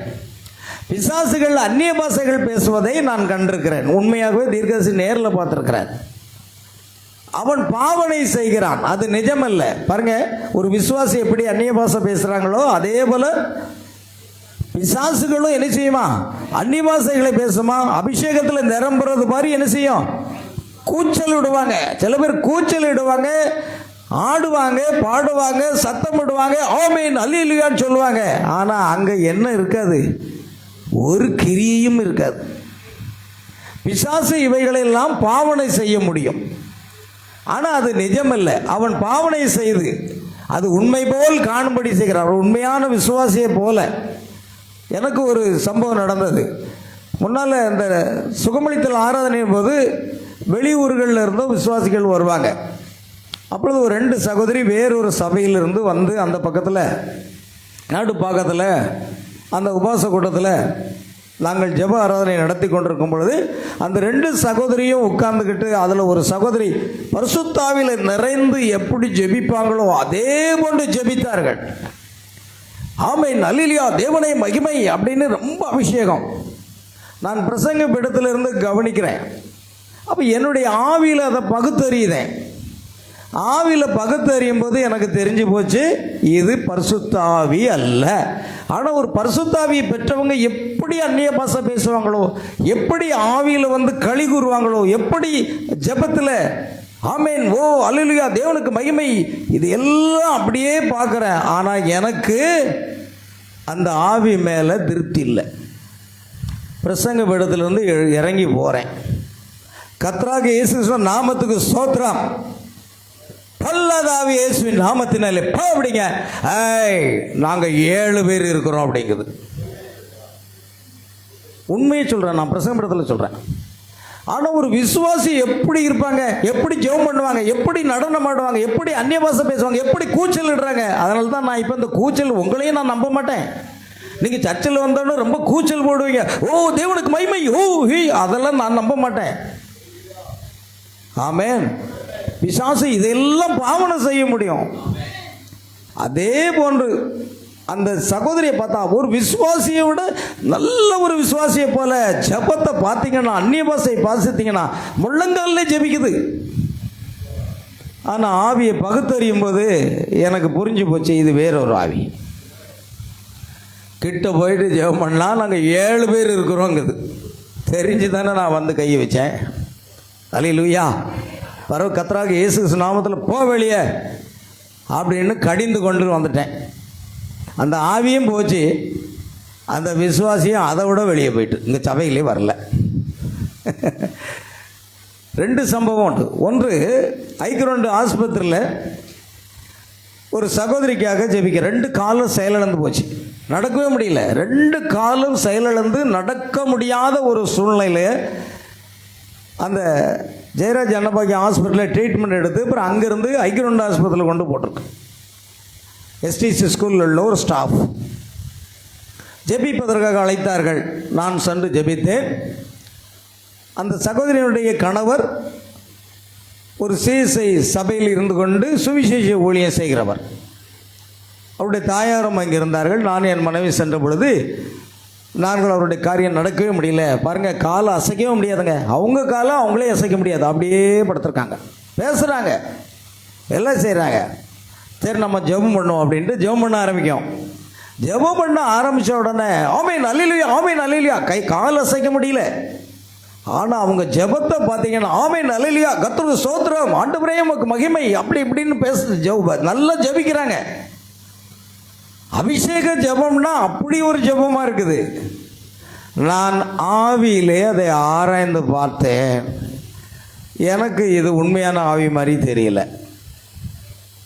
ஆமென். அதுக்கு பிறகு கர்த்தருடையத்தில் நான் கண்களை மூடி ஜெபிக்கும் பொழுது கேட்குறேன், ஆண்டவர் சொல்கிறாரு இந்த ஆவியை கடிந்து கொள்ள அப்படிங்கிறாரு. ஒரு விசுவாசியம் மாதிரியே பாவனை செய்த அந்த பிசாசை நான் பார்த்துருக்கிறேன். நீங்களும் யாரை சும்மா துள்ளி குதித்து கூச்சலிட்டு என்ன ஏமாத்தலான்னு மட்டும் நினைக்காதீங்க. என்னால் கண்டுபிடிக்க முடியும், உங்கள்கிட்ட என்ன இருக்கு என்பதை கண்டுபிடிக்க முடியும். கடைசியில் பார்த்தீங்கன்னா கர்த்தராகிய இயேசு கிறிஸ்துவின் நாமத்தில் இந்த பிசாசை கடிந்து போடுகிறேன் போவெளியே அப்படிங்கிற அமைதலாயிற்று. கர்த்தருடைய ஆவியானவர் சொல்கிறார் இப்போ நடப்பாங்க அப்படிங்கிறார். நான் ஆவியின் ஏவுதலனால சொல்கிறேன். அவருடைய கணவர் இருக்கிறாரு, அவருடைய தாயாரும் இருக்கிறாங்க. நான் இயேசு கிறிஸ்துவின் நாமத்தில் இப்போ எழுந்து நடங்க அப்படின்றேன். ஐயா நடக்கவே முடியாது ஐயா, நாங்கள் எல்லா மருத்துவமனையும் பார்த்துட்டு இங்கே போட்டிருக்கோம், 3 மாதம் வரைக்கும் பெட்லேயே தான் இருக்குன்னு டாக்டர் சொல்லிட்டு போயிருக்காரு. ஒரு சின்ன சுத்தியல் மாதிரி வச்சுருப்பாங்களா, அதெல்லாம் தட்டி கட்டி பார்த்துட்டு 3 மாதம் பெட்டில் இருக்குன்னு சொல்லிட்டாங்க. நடக்கவே வாய்ப்பு இல்லை. நாங்கள் கர்த்தர் சொல்கிறாரு இப்போ நீங்கள் நடக்க போகிறீங்க. ஆமென். சகோதரி எழுந்துருங்க அப்படின்னு அந்தால எழுந்து உட்கார்ந்தாங்க. காலை அசைக்க முடியாத அவர்கள் இப்பொழுது நடக்க சொல்லி கர்த்தர் சொல்றார். பாருங்க, எனக்குள் இருக்கிற அந்த ஆவியின் வெளிப்படுதல். ஏன்னா விசுவாசம் என்பது இன்னொரு பக்கம் என்னவா இருக்கு? வெளிப்பாடு. விசுவாசம் என்பது ஒரு வெளிப்பாடாக இருக்கிறது. அந்த வெளிப்பாட்டில் 2 காலம் அசைக்க முடியல, எனக்கும் தெரியும். ஆனால் கர்த்தருடைய ஆவியினாலே நான் வெளிப்படுத்தப்பட்டு இப்பொழுது நடப்பாங்க அப்படின்னு சொல்றேன். உண்மை சம்பவம், நான் போய் சொல்லலை. வேணா அட்ரஸ் தான் போய் கேளுங்க. இப்பவும் நடக்கிறாங்க. ஆமென். வயசு கிட்டத்தட்ட ஒரு 75 வயசு கிட்ட ஆக போகுது. இப்பவும் நடக்கிறாங்க. போன வாரம் கூட அவங்க வீட்டுக்கு போயிட்டு வந்தேன். அவ்வப்போது மாதம் ஒரு தடையாவது வந்து எங்களுக்காக ஜெபிங்கன்னு சொல்லுவாங்க. பாருங்கள் பிரியமானவர்களே, அந்த அசுத்தாவை கடிந்து கொண்டது மாத்திரமல்ல, இப்போ நீங்கள் இறங்கி நடக்க போகிறீங்க சகோதரியன்னு. வேணும்னா நீங்கள் கூட அவங்கள தாங்கலாக பிடித்து கொள்ளுங்கள். என்ன அப்படியே கட்டில் விட்டு இறங்கி அந்த சகோதரி அப்படியே நடக்க ஆரம்பிச்சாங்க. ஆமென். அல்லேலூயா சொல்லுங்க. எங்க விசுவாசம் என்பது வெளிப்படுத்துவது தான், கிரியைகளினால் வெளிப்படுத்தப்பட வேண்டும். ஆமென். அப்போ அதை கவனிங்க. கர்த்தர் எனக்கு அதை வெளிப்படுத்துறத நான் சொன்னா அவங்க நம்பவே இல்லை, விசுவாசிக்கவே இல்லை. ஆனால் எழுந்து அப்படியே தட்டு தடுமாறி கைத்தாங்களோட நடக்க ஆரம்பிச்சாங்க. காலம் அசைக்க முடியாத இருந்தாங்க, நடக்கிறாங்க. அப்புறம் நான் ஜெபம் பண்ணிட்டு போயிட்டேன். ஒரு 2 வாரம் கிட்டத்தட்ட 10 நாள் இருக்கும். 10 நாள் கழித்து நான் பெங்களூர் எங்கேயோ மீட்டிங் போயிட்டு முடிச்சுட்டு வந்து திரும்ப ஜெபிக்கிறதுக்கு போகும்போது சொன்னாங்க, இல்லை இன்னைக்கு வேற ஒரு அறைக்கு கொண்டு போயிட்டாங்கண்ணா. அப்போ அந்த அறைக்கு நான் போக ஆரம்பிக்கிறேன். அதை கண்டுபிடிச்சி வாசலில் போய் நிற்கிறேன். கட்டில் இருந்தவங்க என்ன பார்த்த உடனே, ஐயா நான் இப்பொழுது நன்றாகவே நடக்கிறேன் என்று அந்த ரூம் பூரா நடக்க ஆரம்பிச்சிட்டாங்க. ஆமென். இன்றைக்கு நடந்து கொண்டு தான் இருக்கிறார்கள். விசுவாசிக்கிறவனுக்கு எல்லாமே கூடும். உங்களுடைய விசுவாசம் சரியா இருந்தா போதுங்க, உங்களால கூடாத காரியம் ஒன்றுமே இராது. தேவன் நம்முடைய விசுவாசத்தை நிறைவேற்ற வல்லவராக இருக்கிறாரு. ஆனா நமக்குள்ள விசுவாசம் இருக்கா இல்லையாங்கிறது அவருக்கு தெரியும். விசுவாசம் இருப்பது போல பாவனை செய்யாதீங்க, பரிசுத்த ஆவி பெற்றது போல ஊனு துள்ளாதீங்க. அதெல்லாம் நம்ப முடியாது. செயல்பாடுகள் என்ன? இயேசு தாமே சொன்னார், என் கிரியைகளே நான் யார் என்பதை குறித்து சாட்சி கொடுக்கிறதுன்னு சொன்னாரா இல்லையா? நீங்க என்ன நம்ப விட்டாலும் பரவாயில்ல, என் கிரியைகளை வைத்தாது நம்புங்கள். என் பிதாவின் கிரியைகளை நான் செய்யாது இருந்தால் என்னை நீங்க நம்ப விசுவாசிக்க வேண்டாம். அப்ப அந்த கிரியைகளை பார்க்கிறாங்க. இயேசு கிறிஸ்துவினிடத்தில் அந்த கிரியை இருந்தது. அப்ப விசுவாசம் இருந்தா அது கிரிகள் மூலமாக பூரணப்படணும். சும்மா விசுவாசம் இருக்கு நான் எடுத்துக்கொள்ளப்படுதல போயிடுவேன் அப்படின்னு சொன்னா கதைக்கு ஆகாது. பிரியமானவர்களே, பெற்று நீங்க செயல்படுத்துங்க. ஒவ்வொருவரும் விசுவாசத்தை பெற்று என்ன செய்ய? எங்க போய் பாஸ்டர் நான் இப்போ விசுவாசத்தில் தான் இருக்கேன், ஆனால் வியாதிஸ்தர் யாருமே இப்போ கிடைக்க மாட்டேங்காங்க. பிசாசு பிடிச்சவங்க யாராவது இருக்காங்களான்னு பார்த்தா கிடைக்கலாம். முதல்ல உங்ககிட்ட இருக்க பிசாசை துரத்துங்க, வேற எங்கேயும் போய் பார்க்காண்டா. ஆமே, பிசாசை துரத்துறதுக்கு ஆள் கிடைக்கலையா? முதல்ல நம்மகிட்டே இருக்குது, அதை துரத்துங்க. நம்மக்கிட்ட இருக்க வியாதிக்காக நாம் ஜெபம் பண்ணி சுகமாவோம், அப்புறம் வேற யாருக்கும் ஜெபம் பண்ணுவோம். வியாதிஸ்தர் மேல் கைகளை வைப்பீர்கள், அப்பொழுது அவர்கள் சுஸ்தமாவார்கள் என்றால் அதுக்கப்புறம் மற்ற காரியத்தை செய்து பாருங்க. அதுதான் சாட்சி. இன்னைக்கு நம்ம அல்போன்சோ சிஸ்டர் அருமையான ஒரு சாட்சி சொன்னாங்க. என்ன ஒரு அரை மணி நேரம் கொடுத்துருந்தா இன்னும் கொஞ்சம் நல்லா சொல்லியிருப்பாங்க. ஆமேன். ஷார்ட்டாக சொல்லணும், ரொம்ப சிம்பிளா, செய்திக்கு டைம் போயிட்டு. ஆமேன். அல்லேலூயா. அந்த அதாவது என்ன சொல்லுவாங்க, சுருக்கமாக சரத்தாக இருக்கணும் அந்த சாட்சியில். நிறைய காரியங்களை சொன்னாங்க. இவ்வளோ சாட்சி சொன்ன பிறகு அந்த ஐயா சர்ச்சைக்கு வந்திருக்காரா? அப்போ புத்தியுள்ள ஸ்திரீ தன் வீட்டை கட்டுகிறாள். அதை கட்டணும். முதல்ல நீ செல்போனை குறித்தெல்லாம் சாட்சி சொன்னீங்க. முதல்ல உங்கள் புத்தி உள்ள ஸ்திரியாக இருந்தால் வீட்டை கட்டி புருஷனை எங்கே கொண்டு வரணும்? சர்ச்சில் வந்து உட்கார வைக்கணும். அதுதான் பெரிய சாட்சி. அதுதான் பிரணாம் சொல்றாரு, ஒரு மனிதன் மரித்தோரிலிருந்து எழுப்புவது பெரிய சாட்சி, பெரிய அற்புதம். அதை விட ஒரு பாவி மனம் திரும்புவது பெரிய சாட்சின்னு சொல்றாரு. இருக்கிறதுலே பெரிய சாட்சி வந்து ஒரு பாவி தேவ சமூகத்தில் வந்து மனம் திரும்பி தேவனை ஆராதிப்பது தான் மரித்தவனை எழுப்புறதை விட பெரிய சாட்சின்னு சொல்றார். ஆமேன். நாம் ஒவ்வொருவரும் பெரிய சாட்சியுடைய இருக்கோம். ஏன்னா நம்ம ஆத்மா ரட்சிக்கப்பட்டிருக்கிறோம். ஞாயிற்றுக்கிழமை நாம் வீட்டில் இருக்க முடியாது, உபவாச ஜெபத்தில் வீட்டில் இருக்க முடியாது. பாருங்கள், நேற்று சகோதரி திடீர்னு சொன்னாங்க ஒரு உபவாச கூட்டம் வைக்கணும்னு. சரி, உடனே அந்த உபவாசத்து கூட்டத்தை கண்டினியூ பண்ணோம். நல்ல ஆசீர்வாதமாக இருந்தது. அந்த கூட்டமும் நல்ல ஒரு செய்தியாக இருந்தது. அல்லேலூயா. எனக்கு அருமையானவர்களே, ஆனாலும் முடிஞ்ச பிற்பாடு டைம் வந்துச்சு, செய்தி எடுக்க டைம் இல்லாமல் போச்சு. காலையில் வந்து எடுத்துக்கிட்டு இருந்தேன். ஆனாலும் தேவன் செய்தி ஆயத்தப்படுத்துகிறார். ஆமேன். கவனிங்க. ஆகையால் அது உண்மை. அந்த பிசாசு எல்லாவற்றையும் பாவனை செய்வான். நீங்கள் அதை நினச்சிக்கிட்டு இது பண்ணாங்க. ஒரு காலத்தில் நான் கொஞ்சம் பின்வாங்கி போயிட்டேன். பின்வாங்கி போகும் பொழுது முதல்ல நல்ல அபிஷேகத்தில் நிரம்பி நல்ல அந்நிய பாஷை பேசுவேன். அப்படி அந்நிய பாஷை பேசி நல்ல அபிஷேகத்தில் முழங்கால நின்று ஜெபிக்கக்கூடியவன். ஆனால் மும்பை சென்ற பிறகு என்னுடைய நண்பர்களோடு சேர்ந்து சம்பளம் வாங்குகிற அன்னைக்கு பீர் பாரில் போய் என்ன செய்வோம்னா நாங்கள் மதுபானம் குடிப்போம். நண்பர்களோடு சேர்ந்து மதுபானம் குடிச்சிட்டு தள்ளாடிக்கிட்டு ஒரு நீண்ட கிங் சைஸில் ஒரு சிகரெட்டையும் பற்றிச்சிக்கிட்டு ட்ரெயினில் ஏறி அட்டூழியம் பண்ணிக்கிட்டு வந்திருக்கிற காலம் உண்டு. அப்போ தான் எனக்கு திருமணம் ஆகிருக்கு. ஆமேன். நல்ல ஒரு குடியாரனை தந்தக்காக கர்த்தருக்கு ஸ்தோத்திரம்னு என் மனைவி சொல்லியிருப்பான்னு நினைக்கிறேன். அல்லேலூயா. எனக்கு அருமையான தேவ பிள்ளைகளை, அந்த மாதிரி சூழ்நிலையில் தான் நாம் என்ன செய்யணும்னா, நான் எதையும் சொல்ல வந்தேன் மறந்துட்டேன். பாருங்க, அப்படியெல்லாம் நாம் ஒரு காலத்தில் இருந்தோம். ஆனால் இன்றைக்கு ஆண்டவர் நம்மையே ரட்சித்திருக்காரே அப்படின்னா எனக்கே ஆச்சரியமாக இருக்கு. இப்படிப்பட்ட அயோக்கிய பையில ஆண்டவர் எப்படி ரட்சிக்க முடியும்? ஆமேன். பாவிகளை ரட்சிக்கவே உலகத்தில் வந்தார். ஆமேன். நம்ம எப்படிப்பட்ட பாவியாக இருந்தாலும் நம்ம ரட்சித்து ஆண்டவர் சமூகத்தில் நம்ம கொண்டு வந்திருக்காரு பாருங்க. இதுதாங்க சாட்சி. உங்கள் செல்ஃபோன் திரும்ப கிடைச்சது சாட்சி தான். ஆனால் இதை விட பெரிய சாட்சி உங்கள் கணவர் இங்கே சர்ச்சில் இருக்கணும். அதுதான் பெரிய சாட்சி. அடுத்த தடவை அந்த சாட்சியை சொல்லுங்க. அவரையா நீங்கள் ஆதாயப்படுத்தி கொண்டு வரல? பண்டம் பலகாரம் எல்லாம் வாங்கி கொடுக்கணும், லாலிபாப்பு வாங்கி கொடுக்கணும், எப்படியாவது கொடுத்து நீங்கள் கணவரை கொண்டு வராண்டாமா? புத்தியுள்ள ஸ்திரீ என்ன செய்கிறாள்? தன் வீட்டை கட்டுறாள். சைக்கிளில் எங்கெல்லாமோ போயிருந்தாங்க, ஆனால் சர்ச்சுக்கு மட்டும் வர முடியல பார்த்தீங்களா? அப்போ அது ஒரு ஆவி இருக்கு பாருங்க. சர்ச்சுக்கு நான் கூப்பிட்டா வர முடியல. செல்ஃபோன் வாங்கன்னா உடனே வந்துட்டாங்கல்ல, அதான் தெரியுது. செல்ஃபோன் வாங்கன்னா சைக்கிள்லேயே வந்துடுறாங்க. சர்ச்சுக்கு வரணும் வரலன்னா அப்போ அங்கே ஒரு பிசாசு கிரியை செய்துக்கிட்டு இருக்கு. அதை நீங்கள் விரட்டணும். முதல்ல புத்தியுள்ள ஸ்திரீ தான் வீட்டை என்ன செய்ய முடியும்? கட்ட முடியும். அதை கவனிக்க வேண்டும். கவனிக்க பிரியமானவர்களே. ஆகையால் ரெண்டுக்கும் வித்தியாசம் தெரியாதவர்கள் இது உண்மை இல்லாத ஒன்றை உண்மை என பிரகடனம் செய்கிறாங்க. நம்ம கவனமாக இருக்கணும்.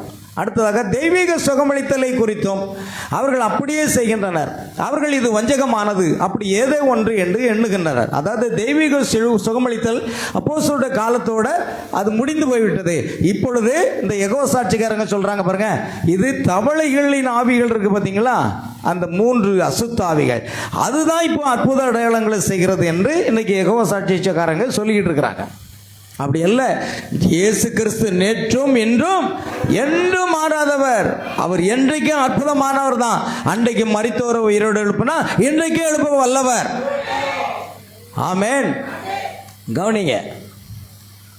ஆகையால் தேவன் உரைத்த சத்தியத்தின் பேரில் உண்மையான கலப்பில்லாத ஒரு விசுவாசம் அது நங்கூரம் இடுகிறது.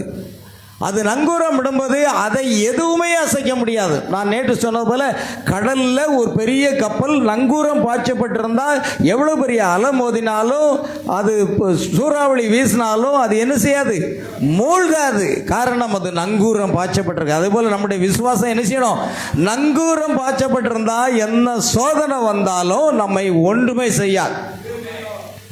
ஆமென். விசுவாசம் என்பது தேவனிடத்திலிருந்து கிடைக்கப்படக்கூடிய ஒரு வெளிப்பாடு. ஆமென். விசுவாசம் என்றது என்னன்னு புரிஞ்சிட்டீங்களா? தேவனிடத்திலிருந்து கிடைக்கக்கூடிய ஒரு வெளிப்பாடாக இருக்கிறது.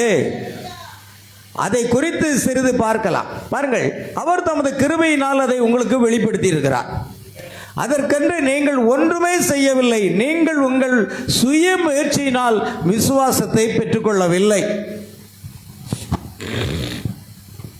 நீங்கள் விசுவாசத்தை பெற்ற தேவனுடைய கிருபையினால் அது உங்களுக்கு அளிக்கப்பட்டது. பாருங்க, கிருபையினாலே விசுவாசத்தை கொண்டு ரட்சிக்கப்பட்டீர்கள். அந்த கிருபையினால தான் அந்த ரட்சிப்புக்கேற்ற விசுவாசம் நமக்கு கிடைக்கிறது. தேவனுடைய எனவே விசுவாசம் என்பது ஒரு வெளிப்பாடாகும். தேவனுடைய சபை முழுவதுமே வெளிப்பாட்டின் மேல் தான் கட்டப்பட்டிருக்கிறது. அண்மையில் ஒரு பாப்டிஸ்ட் போதகர் என்னிடம், நான் வெளிப்பாடு என்பதை ஏற்றுக்கொள்ளவே முடியாது என்றார். அப்படியானால் நீங்கள் வேதாகமத்தை ஏற்றுக்கொள்ள முடியாது.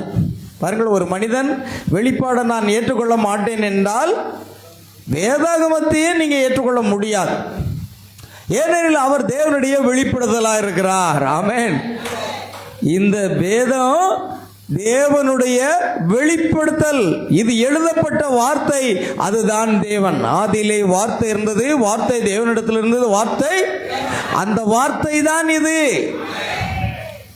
வேதாகமத்தை விசுவாசிக்க வேண்டுமானால் வெளிப்படுத்தலை விசுவாசிக்க வேண்டும்.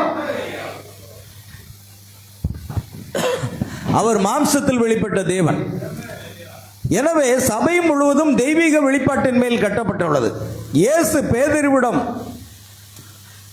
மனுஷகுமாரனை என்ன ஜனங்கள் யார் என்று சொல்லுகிறார்கள்? அவர் தமது சீசர்களிடம் பேசிக் கொண்டிருந்தார். அவர்கள் சிலர் உம்மை எலியா என்றும், சிலர் மோசே என்றும், வேறு சிலர் எரேமியா என்றும், அல்லது தீர்க்கதரிசிகள் ஒருவர் என்றும் சொல்லுகிறார்கள் என்றார். அவர், நீங்கள் என்ன சொல்லுகிறீர்கள் என்று கேட்டார். அதற்கு பேதுரு, நீர் ஜீவனுள்ள தேவனுடைய குமாரனாகிய கிறிஸ்து என்றார். யோவானாவின் குமாரனாகிய சீமோனே, நீ பாக்கியவான், மாம்சமும் இரத்தமும் இதை வெளிப்படுத்தவில்லை, பரலோகத்தில் இருக்கிற பிதாவானவர், ஆவியானவர் வெளிப்படுத்தி கொடுத்தார். ரோமன் கத்தோலிக்க சபை இந்த கல்லின் மேல் என் சபையை கட்டுவேன் என்று அவர் கூறின போது அவர் பேதுருவையே குறிப்பிட்டார் என்று கூறுகிறது. சபை பேதுருவின் மேலே கட்டப்பட்டிருக்கிறது என்று. ஆனால் அது தவறானது. புராட்டஸ்டன்ட்கள் அவர் சபையை தமக்கு மேல் கட்டினார் என்கிறார்கள். கத்தோலிக்கர்கள் பேதுரு மேலே, இந்த கல்லின் மேல் என் சபை கட்டுவேன்னா பேதுரு மேலே தான் கட்டினாரு அப்படின்னு கத்தோலிக்கர்கள் சொல்றாங்க. புராட்டஸ்டன்ட்கள் இயேசு தனக்கு மேலேயே சபையை கட்டினாரு என்று அவர்கள் கூறுகிறார்கள். ஆனால் என்னை பொறுத்தவரையிலே அவர்கள் இருவருமே தவறு.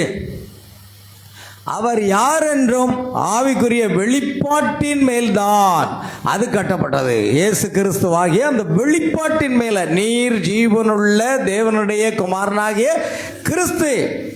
இன்றைக்கு இந்த சபை இருக்கிறது, நம் மத்தியில் இருக்கிறோமே, நாம் கூடி வருகிறோமே, இந்த சபை இருக்கிறது. இது எதன் மேல் கட்டப்பட்டிருக்கிறது?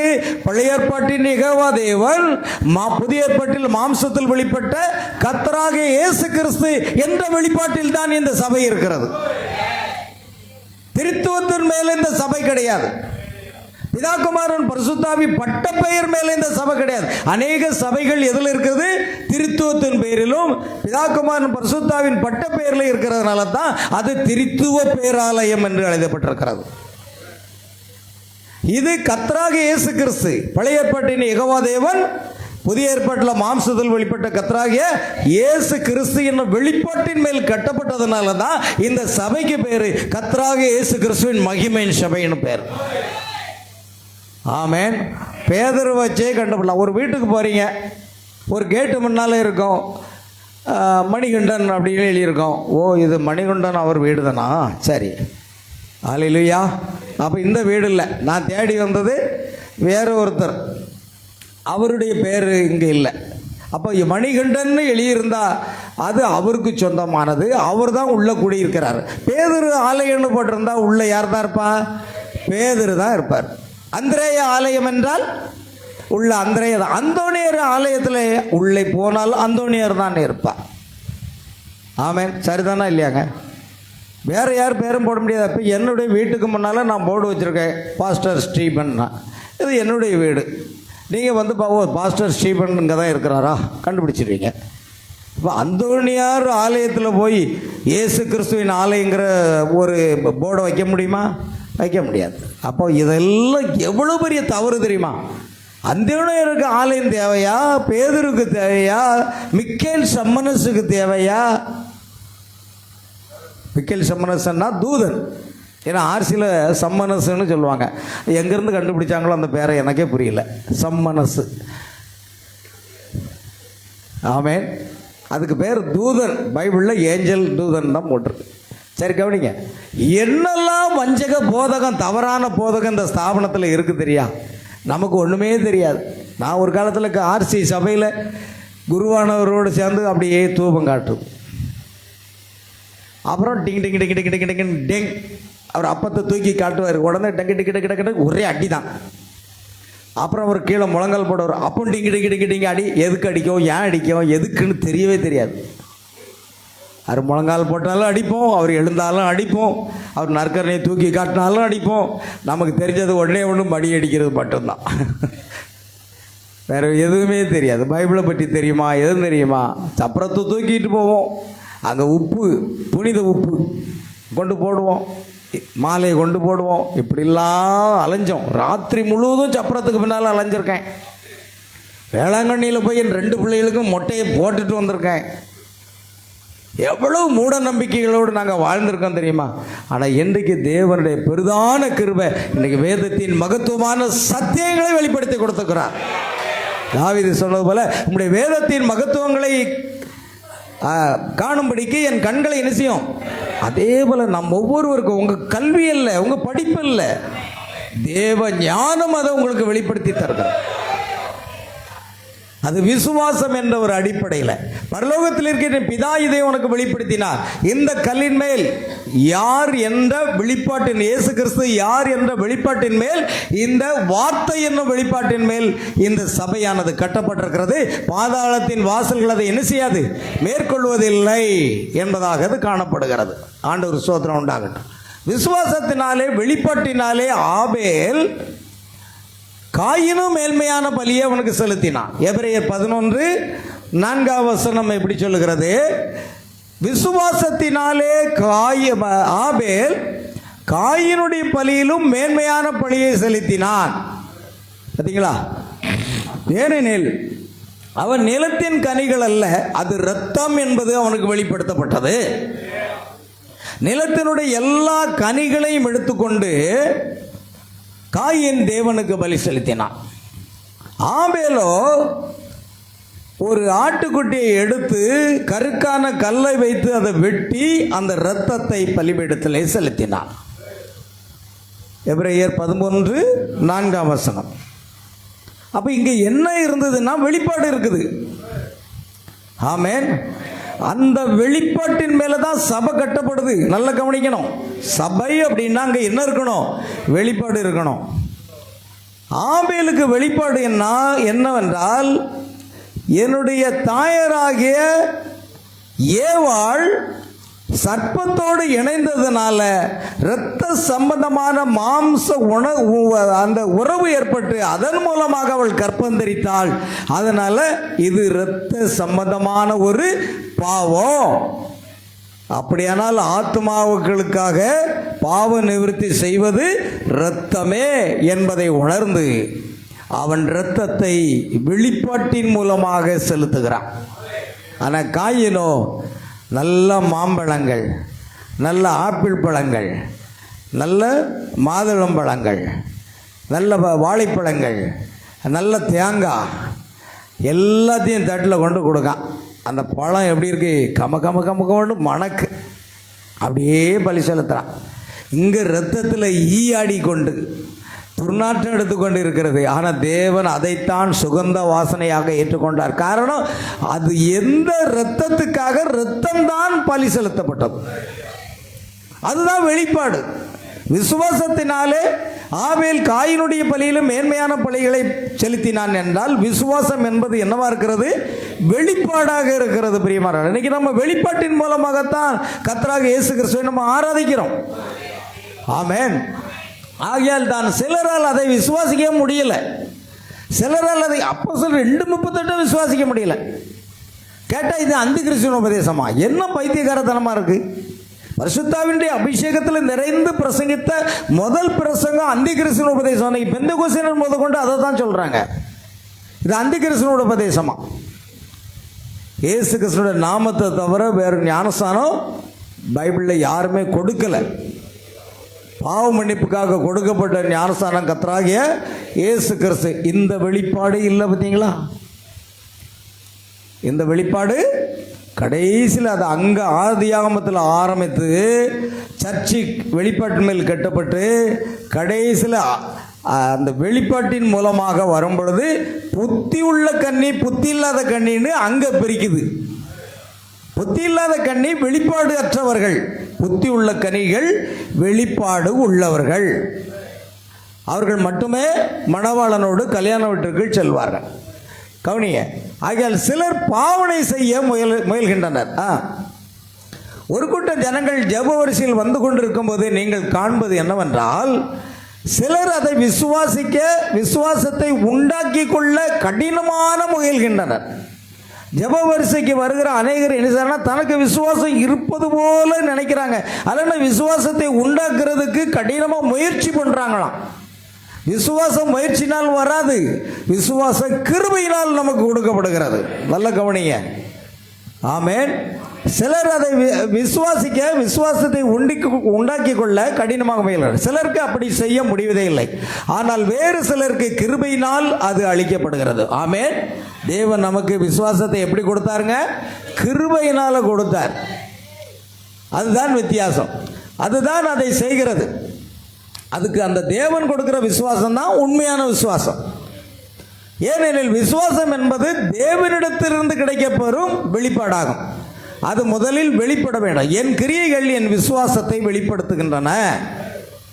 அதை குறித்து தான் நாம் பார்த்து கொண்டிருக்கிறோம். சரி, உங்கள் விசுவாசம் என்பது தேவன் உங்களில் காண்பது, உங்கள் கிரியைகள் என்பது ஜனங்கள் உங்களில் காண்பது.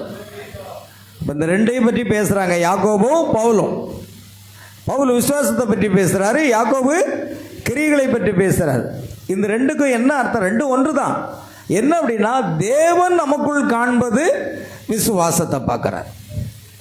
ஜனங்கள் நம்மில் இருந்து எதை பார்க்கிறார்கள்? கிரியைகளை பார்க்கிறார்கள். ஆமென். அந்த ரெண்டு காரியத்தை கவனி. ஆபிரகாமை குறித்து விளக்கம் தரும்போது யாக்கோபு கூறியதற்கும் பவுல் கூறினதற்கும் அதுதான் வித்தியாசம். அவை ஒன்றுக்கொன்று முரணா இல்லை, அவை இரண்டு ஒன்றே. இப்பொழுது ஆபிரகாமை குறித்து சில நிமிடங்கள் சிந்திப்போம். ஆபிரகாம் விசுவாசம் கிரியைகள் என்னும் பரிசுத்த இணைப்பை முழுமையாக பெற்றிருந்தார். அவருடைய விசுவாசத்துக்கு முரணானவைகளை, இல்லாதவைகளை இருக்கிறவைகளைப் போல அழைத்து அந்த கொள்கையை ஆதாரமாக கொண்டே நடந்து கொண்டான். 20 ஆண்டுகள் கழித்து ஒருவர் அவனிடம் வந்து, நீ ஜாதிகளின் தகப்பனா? ஆபிரகாமே, உன் பெயர் ஆபிரகாம் என்று மாற்றப்பட்டதாக கூறினாய் அல்லவா? ஆபிராம் என்ற பெயரிலிருந்து ஆபிரகாம் என்ற பெயரை மாற்றினார் அல்லவா? நீ ஜாதிகளின் தகப்பன் என்று பொருள். ஆபிரகாமே, உனக்கு எத்தனை பிள்ளைகள் இப்பொழுது இருக்கிறார்கள் என்று கேலியாக கேட்பதை கருணது. அநேக என்ன செய்தாங்க? பரியாசம் பண்ணாங்க. அது அவனை சிறிதளவு இடற செய்யவில்லை. மரியாளை பார்த்து அவள் கர்ப்பவதியான போது, இனி என்ன செய்யா, பாவம் செய்திருக்கிறார், வேசித்தனம் செய்திருக்கிறாள் என்று அவளை பரியாசம் செய்தார்கள். ஆனால் அவள் அதை குறித்து கவலையே படலை. ஏன்னா அவளுக்கு நல்லா தெரியும், உலக இரட்சகரை நான் சுமந்து கொண்டிருக்கிறேன் என்று. அதனால் உலகத்தார் சொல்லக்கூடிய இந்த சொல்லுக்கெல்லாம் ஒரு நல்ல விசுவாசி உறுதியாக இருந்தால் இதை பற்றி கவலையே பட மாட்டாங்க. ஆகையால் ஆபிரகாம் தேவனுடைய வாக்குத்தத்தத்தை குறித்து சந்தேகப்படாமல் அதை அப்படியே விசுவாசித்தான். ரோமர் 4:20 அப்படி சொல்லுகிறது, he staggered not at the promise of God through unbelief. அதாவது தேவனுடைய வாக்குத்தத்தத்தை குறித்து அவன் என்ன செய்யல, எவ்வளவோ அவிசுவாசமாய் சந்தேகப்படவே இல்லை. ஆமென். இந்த வேதாகமத்தில் உள்ள ஒவ்வொரு வேத வாக்கியங்களும் வாக்குத்தத்தங்கள். இந்த வாக்குத்தத்தங்களும் அப்படியே நீங்க விசுவாசிக்கணும், சந்தேகப்படக்கூடாது. ஆமென். அப்படி இருக்கிறத அப்படியே விசுவாசிங்க, தேவனுடைய மகிமை நீங்கள் பார்ப்பீர்கள். அதுதான் காரியம். ஆபிரகாம் எதை பிடித்து கொண்டான் என்றால் தேவனுடைய வாக்குத்தத்தத்தை. இப்ப நாம் எதை விசுவாசிக்கிறோம்? கர்த்தர் தாமே ஆரவாரத்தோடும் பிரதான தூண்டிய சத்தத்தோடும் தேவ எக்காலத்தோடும் வானத்திலிருந்து இறங்கி வருவார். கிறிஸ்துக்குள் மரித்தவர்கள் எல்லாரும் உயிரோடு இருந்திருப்பார்கள்.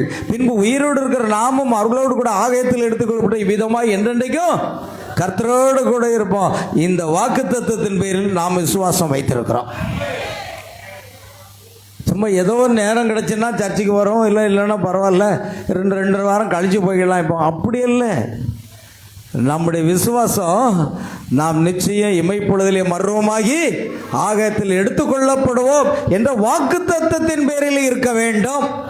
இப்படி ஒவ்வொரு வாக்குத்தத்தத்தின் பேரிலும் நாம் விசுவாசம் வைப்போமானால் தேவன் அந்த விசுவாசத்தை என்ன செய்வார்? கனப்படுத்துவார். ஆமென். கவனிங்க. ஆகையால் அவன் பிறக்க போகும் குழந்தைக்கு கம்பளி, கால் உறை போன்றவைகளை உடனே ஆயத்தம் செய்ய தொடங்கினான். அவ்வளவுதான்.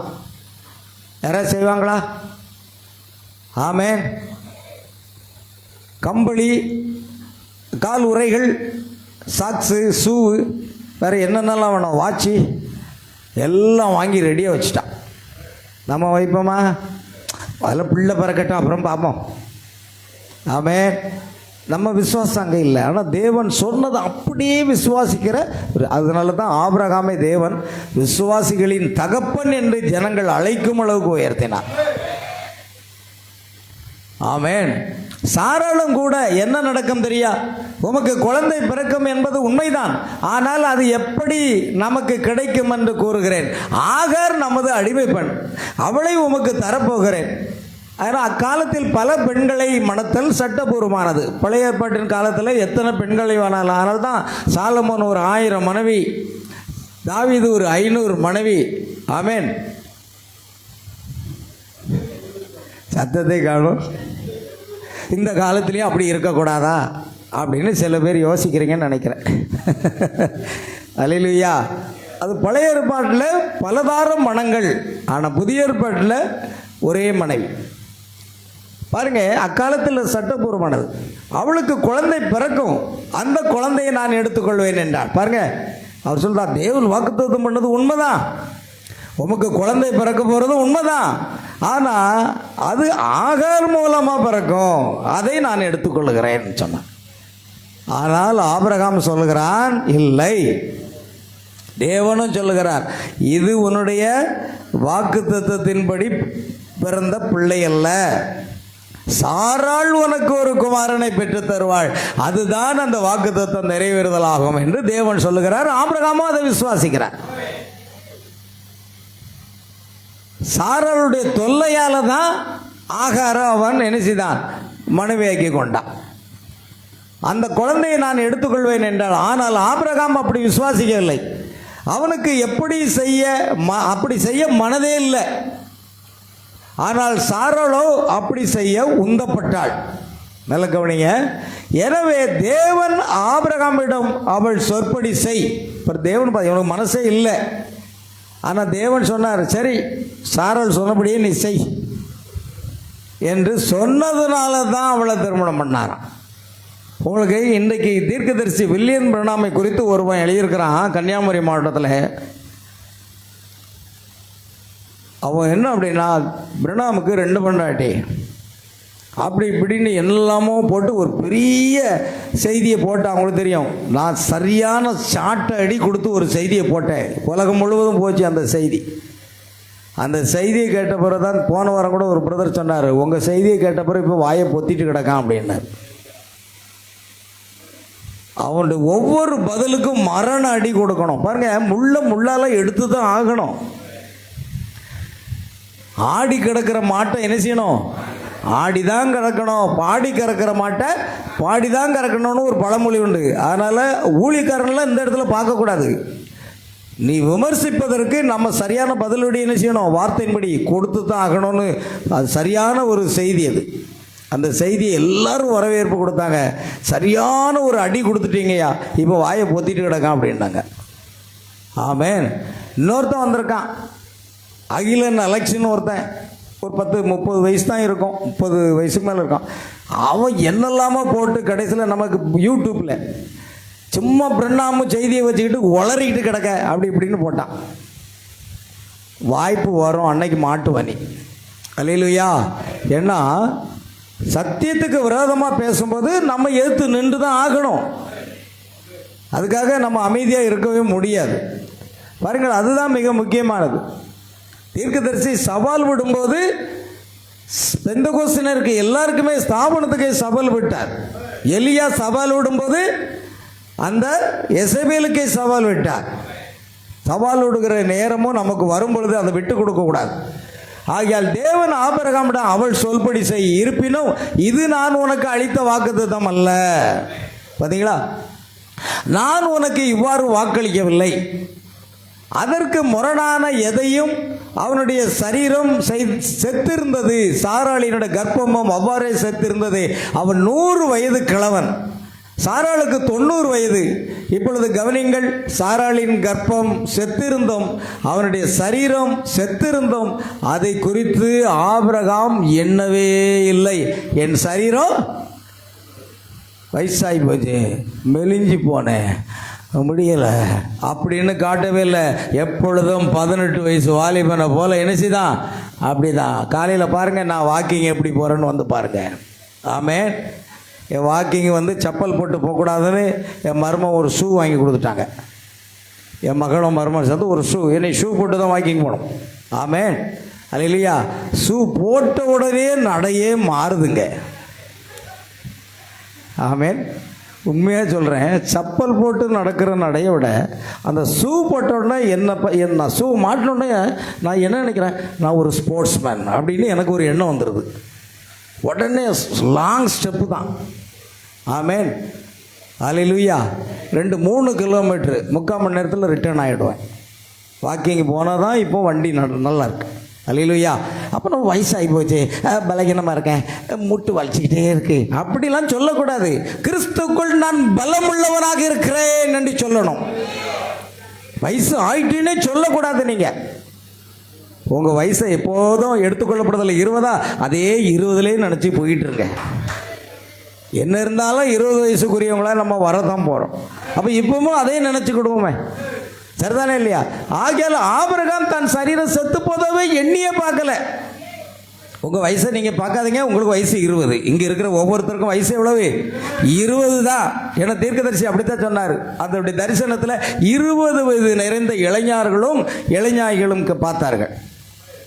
அதான் 20 வயசுனே நினைக்கணும். என்ன நத்தத்துக்கெல்லாம் பஸ்ஸை பார்த்துக்கிட்டு இருக்கக்கூடாது, நடந்துடணும் ஆராதனை முடிஞ்ச உடனே. 20 வயசில் எப்படி நடப்பீங்க? அப்படி நடங்க. துணைக்கு நான் வாரேன், நடக்க வாரேன். ஆமேன். கவனிங்க, இதை கவனம் கேளுங்கள். அன்றியும் உலகத்தை சுதந்திரிப்பான் என்கிற வாக்குத்தத்தம் ஆபிரகாமுக்காவது அவன் சந்ததிக்காவது நியாயப்பிரமாணத்தினால் கிடையாமல் விசுவாசத்தினாலே வருகிற நீதியினால் கிடைக்கிறது.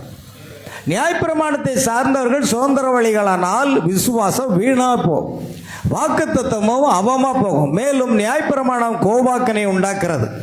நியாயப்பிரமாணம் இல்லாவிட்டால் மீறுதலும் இல்லை. ரோமர் 4:13-5 அவன் நம்புகிறதற்கு ஏதுவில்லாதிருந்தும் அதை அப்படியே நம்பிக்கையோடு விசுவாசித்தான். அந்த ஒரு வசனத்தை வாசிங்க, நாம் முடிப்போம். கர்த்தர் சித்தமானால் அடுத்த வாரம் பார்க்கலாம். மாலை நமக்கு ஜெபக்கூட்டம் இருக்கிறது. ஆபிரகாம் அதை நம்புவதற்கு ஏதுவில்லாதிருந்தோம். அன்றியும் உலகத்தை சுதந்தரிப்பான் என்கிற வாக்குத்தத்தம் ஆபிரகாமுக்காவது அவன் சந்ததிக்காவது நியாய பிரமாணத்தினால் கிடையாமல் விசுவாசத்தினால் வருகிற நீதியினால் கிடைத்தது. நியாய பிரமாணத்தை சார்ந்தவர்கள் சுதந்திரவாளிகள் ஆனால் விசுவாசம் வீணாய் போம், வாக்குத்தத்தமும் அவமாகும். மேலும் நியாய பிரமாணம் கோபாக்கினையை உண்டாக்குகிறது. போதும் நான் சொன்ன வசனம் வாசியாச்சா? இல்லைங்க, அவன் நம்புகிறதுக்கு ஏது இல்லாத இருந்தும் நம்பிக்கையோட விசுவாசித்தான். அந்த ஒரு வசனம் தான் எனக்கு தேவை. 18 உன் சந்ததி இவ்வளவாயிருக்கும் என்று சொல்லப்பட்டபடியே தான் அநேக ஜாதிகளுக்கு தகப்பனாவேன் என்பதை நம்புகிறதுக்கு ஏதுவில்லாது இருந்தும் அதை நம்பிக்கையோட விசுவாசித்தான். அதான் அதை நம்பிக்கையோட விசுவாசிக்கிறான். அநேக ஜாதிகள், குழந்தையே இல்லைங்கும் போது தேவன் எனக்கு நிறைய உன்னிடத்தில் ராஜாக்கள் பிறப்பார்கள், ஜாதிகள் பிறப்பார்கள்னு தேவன் சொன்னார். அப்படியே விசுவாசிக்கிறான். நம்புகிறதுக்கு ஏதுவில்லை. ஏன்னா உலகத்தார் அதை நம்ப முடியாது, விஞ்ஞானம் அதை நம்ப முடியாது, எதுவுமே நம்ப முடியாது. ஆனால் ஒரு விசுவாசி அதை நம்புகிறான் பாருங்க, அதை விசுவாசிக்கிறான் பாருங்க, அதுதான் விசுவாசம். ஆகையால் பிரியமானவர்களை, நாம் இதோடு முடித்துக் கொள்வோம். அநேக ஜாதிகளுக்கு உன்னை தகப்பனாக ஏற்படுத்தினேன் என்று எழுதியிருக்கிறபடி அவன் தான் விசுவாசித்த ஒரு மாய் மரித்தோரை உயிர்ப்பித்து இல்லாதவைகளை இருக்கிறவைகளைப் போல அழைக்கிறவருமாய் இருக்கிற தேவனுக்கு முன்பாக நம் எல்லாருக்கும் தகப்பனானான். பார்த்தீங்களா, ஆபிரகாம் தான் நம்முடைய விசுவாசத்தின் தகப்பன். ரோமர் 4:17-21. இப்பொழுது 19ஆம் வசனத்துக்கு வரும்பொழுது, அவன் விசுவாசத்திலே பலவீனமாய் இருக்கவில்லை. அவன் ஏறக்குறைய 100 வயதுள்ளவனாய் இருக்கும்போது தன் சரீரம் செத்து போனதையும் சாராளுடைய கர்ப்பம் செத்து போனதையும் எண்ணாதிருந்தான். அல்லேலூயா. பாருங்க, தன்னுடைய சரீரம் செத்து போனதையும் எண்ணல, தன் மனைவியாக சாராளுடைய கர்ப்பம் செத்து போனதையும் ஸ்திரீகள் வெளிப்பாடு போய்விட்டது என்பதை எண்ணி பார்க்கல. அவருடைய விசுவாசம் வார்த்தையின் பெயரில், வாக்குத்தத்தத்தின் பெயரில் இருந்தது. நம்முடைய விசுவாசம் எப்பொழுதும் ஆண்டவருடைய வார்த்தையின் பேரிலே, வாக்குத்தத்தத்தின் பேரில் இருந்தால் கண்டிப்பாக தேவன் ஒரு நாள் காட்சியில் வருவார், அதை நிறைவேற்றி தருவார். தேவனுடைய வாக்குத்தத்தத்தை குறித்து அவிசுவாசமாய் சந்தேகப்படாமல் முழு நிச்சயமாய் நம்பி தேவனை மகிமைப்படுத்தி விசுவாசத்தில் வல்லவனாக மாறுகிறான். அல்லேலூயா. 100 வயதில் அவன் சரீரம் செத்து போயிருந்தது, சாராளின் கர்ப்பமும் செத்து போயிருந்தது. அவன் அதை எண்ணவும் கூடமில்லை. அவனுக்கு அது வெளிப்படுத்தப்பட்ட போது அது செத்த நிலையை அவன் எண்ணவே இல்லை. உனக்கு திமிர்வாதமோ அல்லது வேற என்ன இருந்தாலும், அல்லது என்ன வியாதி இருந்தாலும், அது எப்படிப்பட்ட வியாதியாக இருந்தாலும், அல்லது நீ ஊனமுற்று இருந்தாலும், நீ அதை குறித்து எண்ணி பார்க்காமல் இருப்பாயானால் தேவன் காட்சியில் வந்து உன்னை சுகமாக்க முடியும். ஆமேன். அல்லேலூயா. நீங்கள் அதை எண்ணவே கூடாது. மருத்துவர் அவர் சுகமடையவே மாட்டார், அவள் சுகமடையவே மாட்டாள் என்று கூறியிருந்தாலும் அதை எண்ணி பார்க்க கூடாது. நேற்று தினத்தில் நான் அந்த மருத்துவர் கொடுத்த ரிப்போர்ட்டை 4 துண்டை கிழிச்சு நான் போட்டேன் இல்லையா, அதே போல ரிப்போர்ட்டை தூக்கி அங்கே போடுங்க. எதுக்கெடுத்தாலும் டாக்டர்கிட்ட போகிற பழக்கம் இருக்கிறது. மூட்டு வலிச்சாலும் டாக்டர்கிட்ட, வயிற்று வலியும் டாக்டர்கிட்ட, தலைவலியும் டாக்டர்கிட்ட. ஏன் நீ ஜெபம் பண்ண, கொஞ்சம் எண்ணெய் பூசி நீங்களே ஜெபம் பண்ணுங்களேன். சிலவங்க எதுக்கெடுத்தாலும் டாக்டர்கிட்ட ஓடுறன்னு பார்க்குறாங்க. இல்லைங்க, பரம டாக்டர் இயேசு இருக்கிறாருங்க. இருக்கிறதுலே பெரிய டாக்டர் இயேசு கிறிஸ்து தான். அவரால் கூடாத காரியம் ஒன்றுமே கிடையாது. ஆகையால் பிரியமானவர்களை கவனிங்க. ஆகையால் மருத்துவர் அவள் சுகமடைய மாட்டார், அவள் சுகமடைய மாட்டாள் என்று கூறியிருந்தாலும் அதை எண்ணவே கூடாது. எனக்கு வயதாகிறது, நான் நடுத்தர வயதை அடைகிறேன், அதை எண்ணாதீர்கள். கரெக்டாக சொல்லிட்டார். எனக்கு யாராவது வயசாயிடுச்சுன்னு சொன்னால் எனக்கு கோவம் வந்துடும். உங்களுக்கு வயசாகிட்டு இல்லை சொல்லக்கூடாது. எனக்கு வயது ஆனதான் நான் எண்ணி பார்க்க மாட்டேன். ஏன்னா நான் தீர்க்கதரிசியுடைய விஷனை பார்த்துக்கிட்டு இருக்கிறேன். எனக்கு 20 வயசு. ஆமென். அதே போல் நீங்களும் உங்கள் வயதை நீங்கள் எண்ணி பார்க்கக்கூடாது. ஆபிரகாம் எண்ணி பார்க்கல. நீங்கள் ஆபிரகாமோட ராஜரீக சந்ததி. ஏன் உங்களுக்கு வயசாகி போச்சுன்னு சொல்கிறீங்க? யாராவது உங்களுக்கு கொஞ்சம் வயசாகிட்டுலன்னு சொன்னால் நான் உடனே சொல்லேன், அப்படி சொல்லாதீங்க, எனக்கு ஒன்றும் வயசாகலை அப்படிப்பேன். ஆமென். பிரியமான தேவனுடைய பிள்ளைகளே, நாம் அதை எண்ணி பார்க்கக்கூடாது. நம்ம எண்ணி பார்த்தாலே நம்ம பலகீனமானவர்கள் என்பதை உணர ஆரம்பிச்சிருவோம். நாம் கர்த்தருக்குள்ளாக திடமாக இருக்கிறேன், பலனாக இருக்கிறேன்னு நினச்சி பாருங்க. ஆமென். எந்த பலவீனமும் உங்களை ஒன்றுமே செய்யாது. அல்லேலூயா. ஆபிரகாம் எண்ணவில்லை. உங்களுடைய சரீரத்தை குறித்து நீங்களும் எண்ணாதீங்க. நாம் ஆபிரகாமுடைய புத்திரர். அல்லேலூயா. ஈசாக்கை போல அல்ல, ஆனால் அவனுடைய ராஜரீக சந்ததி. பாருங்க, நான் சொன்ன வார்த்தையை தீர்க்க சொல்லிட்டேன். அவருடைய ஆபிரகாமுடைய ராஜரீக சந்ததி இயேசு கிறிஸ்துவின் மூலமாக நாம் அதை பெற்றிருக்கிறோம். ஆமென். நாம் விசுவாசத்தின் மூலமாக ஆபிரகாமுடைய சந்ததியார் கடைசி நாட்களில் நட்சத்திரங்களை போல பிரகாசிப்பார்கள். ஆபிரகாமின் புத்திரர். அவன் சரீரம் செத்து போனதை எண்ணாதிருந்தான், அதை அவன் எண்ணவும் கூட இல்லை. தேவன் அதை செய்வாரா இல்லையா என்று எண்ணப்படவே இல்லை. தேவன் அதை செய்வதாக வாக்களித்திருந்தார். அது அவனுக்கு வெளிப்படுத்தப்பட்டது. ஆமென். நாம் இதோட நிறுத்திக் கொள்வோம். கர்த்தர் சித்தமானால் அடுத்த வாரம் நாம் பார்க்கலாம். யாவரும் நாம் ஜெபத்திற்காக எழுந்து நிற்போம். பிரியமானவர்களே, கர்த்தருக்கு ஸ்தோத்திரம் உண்டாகட்டும். ஆகையால் இந்த நாட்களிலே ஆபிரகாமுடைய விசுவாசத்தை குறித்து நாம் பார்த்திருக்கிறோம். விசுவாசத்தை வெளிப்படுத்துவது கிரியைகளாக இருக்கிறது. நாமும் கூட அந்த கிரியைகள் என்ன என்பதை வெளிப்படுத்தக்கூடியவர்களாக இருக்க வேண்டும். நாம் எப்பொழுதுமே கர்த்தருக்கு ஸ்தோத்திரம் அந்த ஜம்ப பேச்சு பேசுகிறார்களா? விசுவாசம் இருப்பதை போல பாவனை செய்யாதிருங்க. விசுவாசத்தை செயல்படுத்துவது தான் கிரியைகள். என் பிதாவின் கிரியைகளை நான் செய்யாதிருந்தால் நீங்கள் என்னை விசுவாசிக்க வேண்டாம். அல்லேலூயா. கர்த்தருக்கு மகிமை உண்டாகட்டும். ஆகியால் பிரியமான தேவனுடைய பிள்ளைகளே, கடைசியாக நாம் ஒரு ஜெயிப்போம். கர்த்தர் நமக்கு முற்றிலுமாக ஒரு ஜெயம் தருவார் என்பதை நான் விசுவாசிக்கிறேன். நம்முடைய விசுவாசமே உலகத்தை ஜெயிக்கிற ஜெயம். விசுவாசிக்கிறவனுக்கு எல்லாம் கூடும். ஆமென். கர்த்தருக்கு மகிமை உண்டாகட்டும். பிரியமான தேவ பிள்ளைகளே, கர்த்தருக்கு ஸ்தோத்திரம் உண்டாகட்டும்.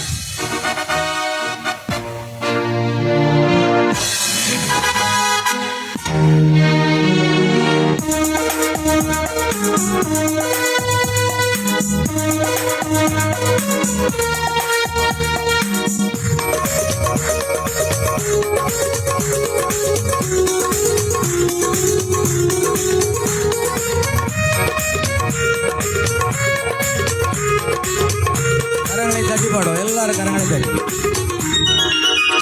தரும் கிறிஸ்துவினால் எனக்கு எல்லாம் செய்ய பலனுண்டு. ஜெயம் தரும் கிறிஸ்துவினால் எனக்கு எல்லாம் செய்ய பலனுண்டு. உலகத்தை மரணத்தை ஜெயித்தவர் இயேசு நம்முடன் இருக்கின்றார். உலகத்தை மரணத்தை ஜெயித்தவர் இயேசு நம்முடன் இருக்கின்றார். ஜெயம் தரும் கிறிஸ்துவினால் எனக்கு எல்லாம் செய்ய பலனுண்டு. ஜெயம் தரும் கிறிஸ்துவினால்.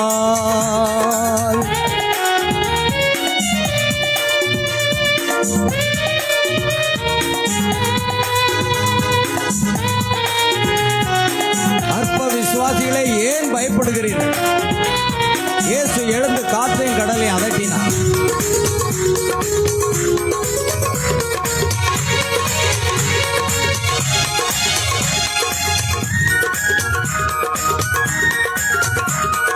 காற்றையும் கடலையும் அமர்த்தியவர், என் கருத்தினில் ஒன்றாய் கலந்திட்டவர். காற்றையும் கடலையும் அமர்த்தியவர், என் கருத்தினில் ஒன்றாய் கலந்திட்டவர். கருவினில் என்னை தெரிந்திட்டவர். கருவினில் என்னை தெரிந்திட்டவர், கண்ணின் மணி போல் என்னை காக்கின்றவர். கையம் தரும் கிறிஸ்துவினால் எனக்கு எல்லாம் செய்ய பலனுண்டு. கையம் தரும் கிறிஸ்துவினால்.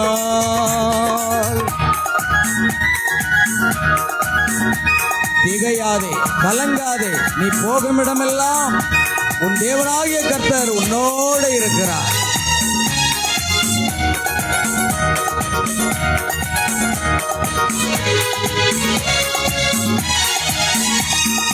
திகையாதே, கலங்காதே என்றவரே, எந்த திசை எங்கும் வழியாய் செல்பவரே.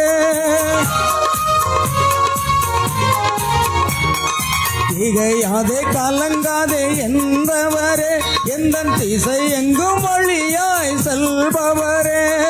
தீ கற்றோனாய் என்னை கைவிடிரே, தீ கற்றோனாய் என்னை கைவிடிரே, எந்த தீங்கும் அணுகாமல் காப்பவரே. ஜெயம் தரும் கிறிஸ்துவினால் எனக்கு எல்லாம் செய்ய பலனுண்டு. ஜெயம் தரும் கிறிஸ்துவினால்.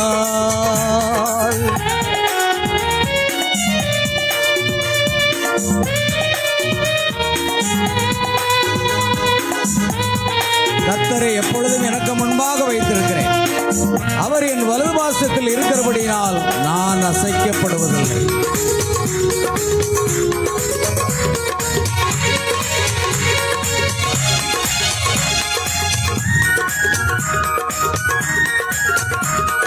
கர்த்தரை எந்த காலத்திலும் என் வாழ்வினில் முன்பாய் வைத்திருப்பேன். கர்த்தரை எந்த காலத்திலும் என் வாழ்வினில் முன்பாய் வைத்திருப்பேன். கரம் பிடித்து என்னை வழுவாமல், கரம் பிடித்து என்னை வழுவாமல் என்றும் நிலைத்திருப்பேன் நான் அசையாமல். ஜெயம் தரும் கிறிஸ்துவினால் எனக்கு எல்லாம் செய்ய பலனுண்டு. ஜெயம் தரும் கிறிஸ்துவினால் எனக்கு எல்லாம் செய்ய பலனுண்டு. உலகத்தை மரணத்தை ஜெயித்தவரே நம்முடன் இருக்கின்றார். உலகத்தை ஜெயித்தை வைத்தவரே நம்முடன் இருக்கின்றார். ஜெயம் தரும் கிறிஸ்துவினால் எனக்கு எல்லாம் செய்ய பலனுண்டு. ஜெயம் தரும் கிறிஸ்துவினால். நம்ம எல்லாரும் கரங்களை தட்டி ஒரு முறை ஆண்டவருக்கு நாம் மகிமை செலுத்துவோமா?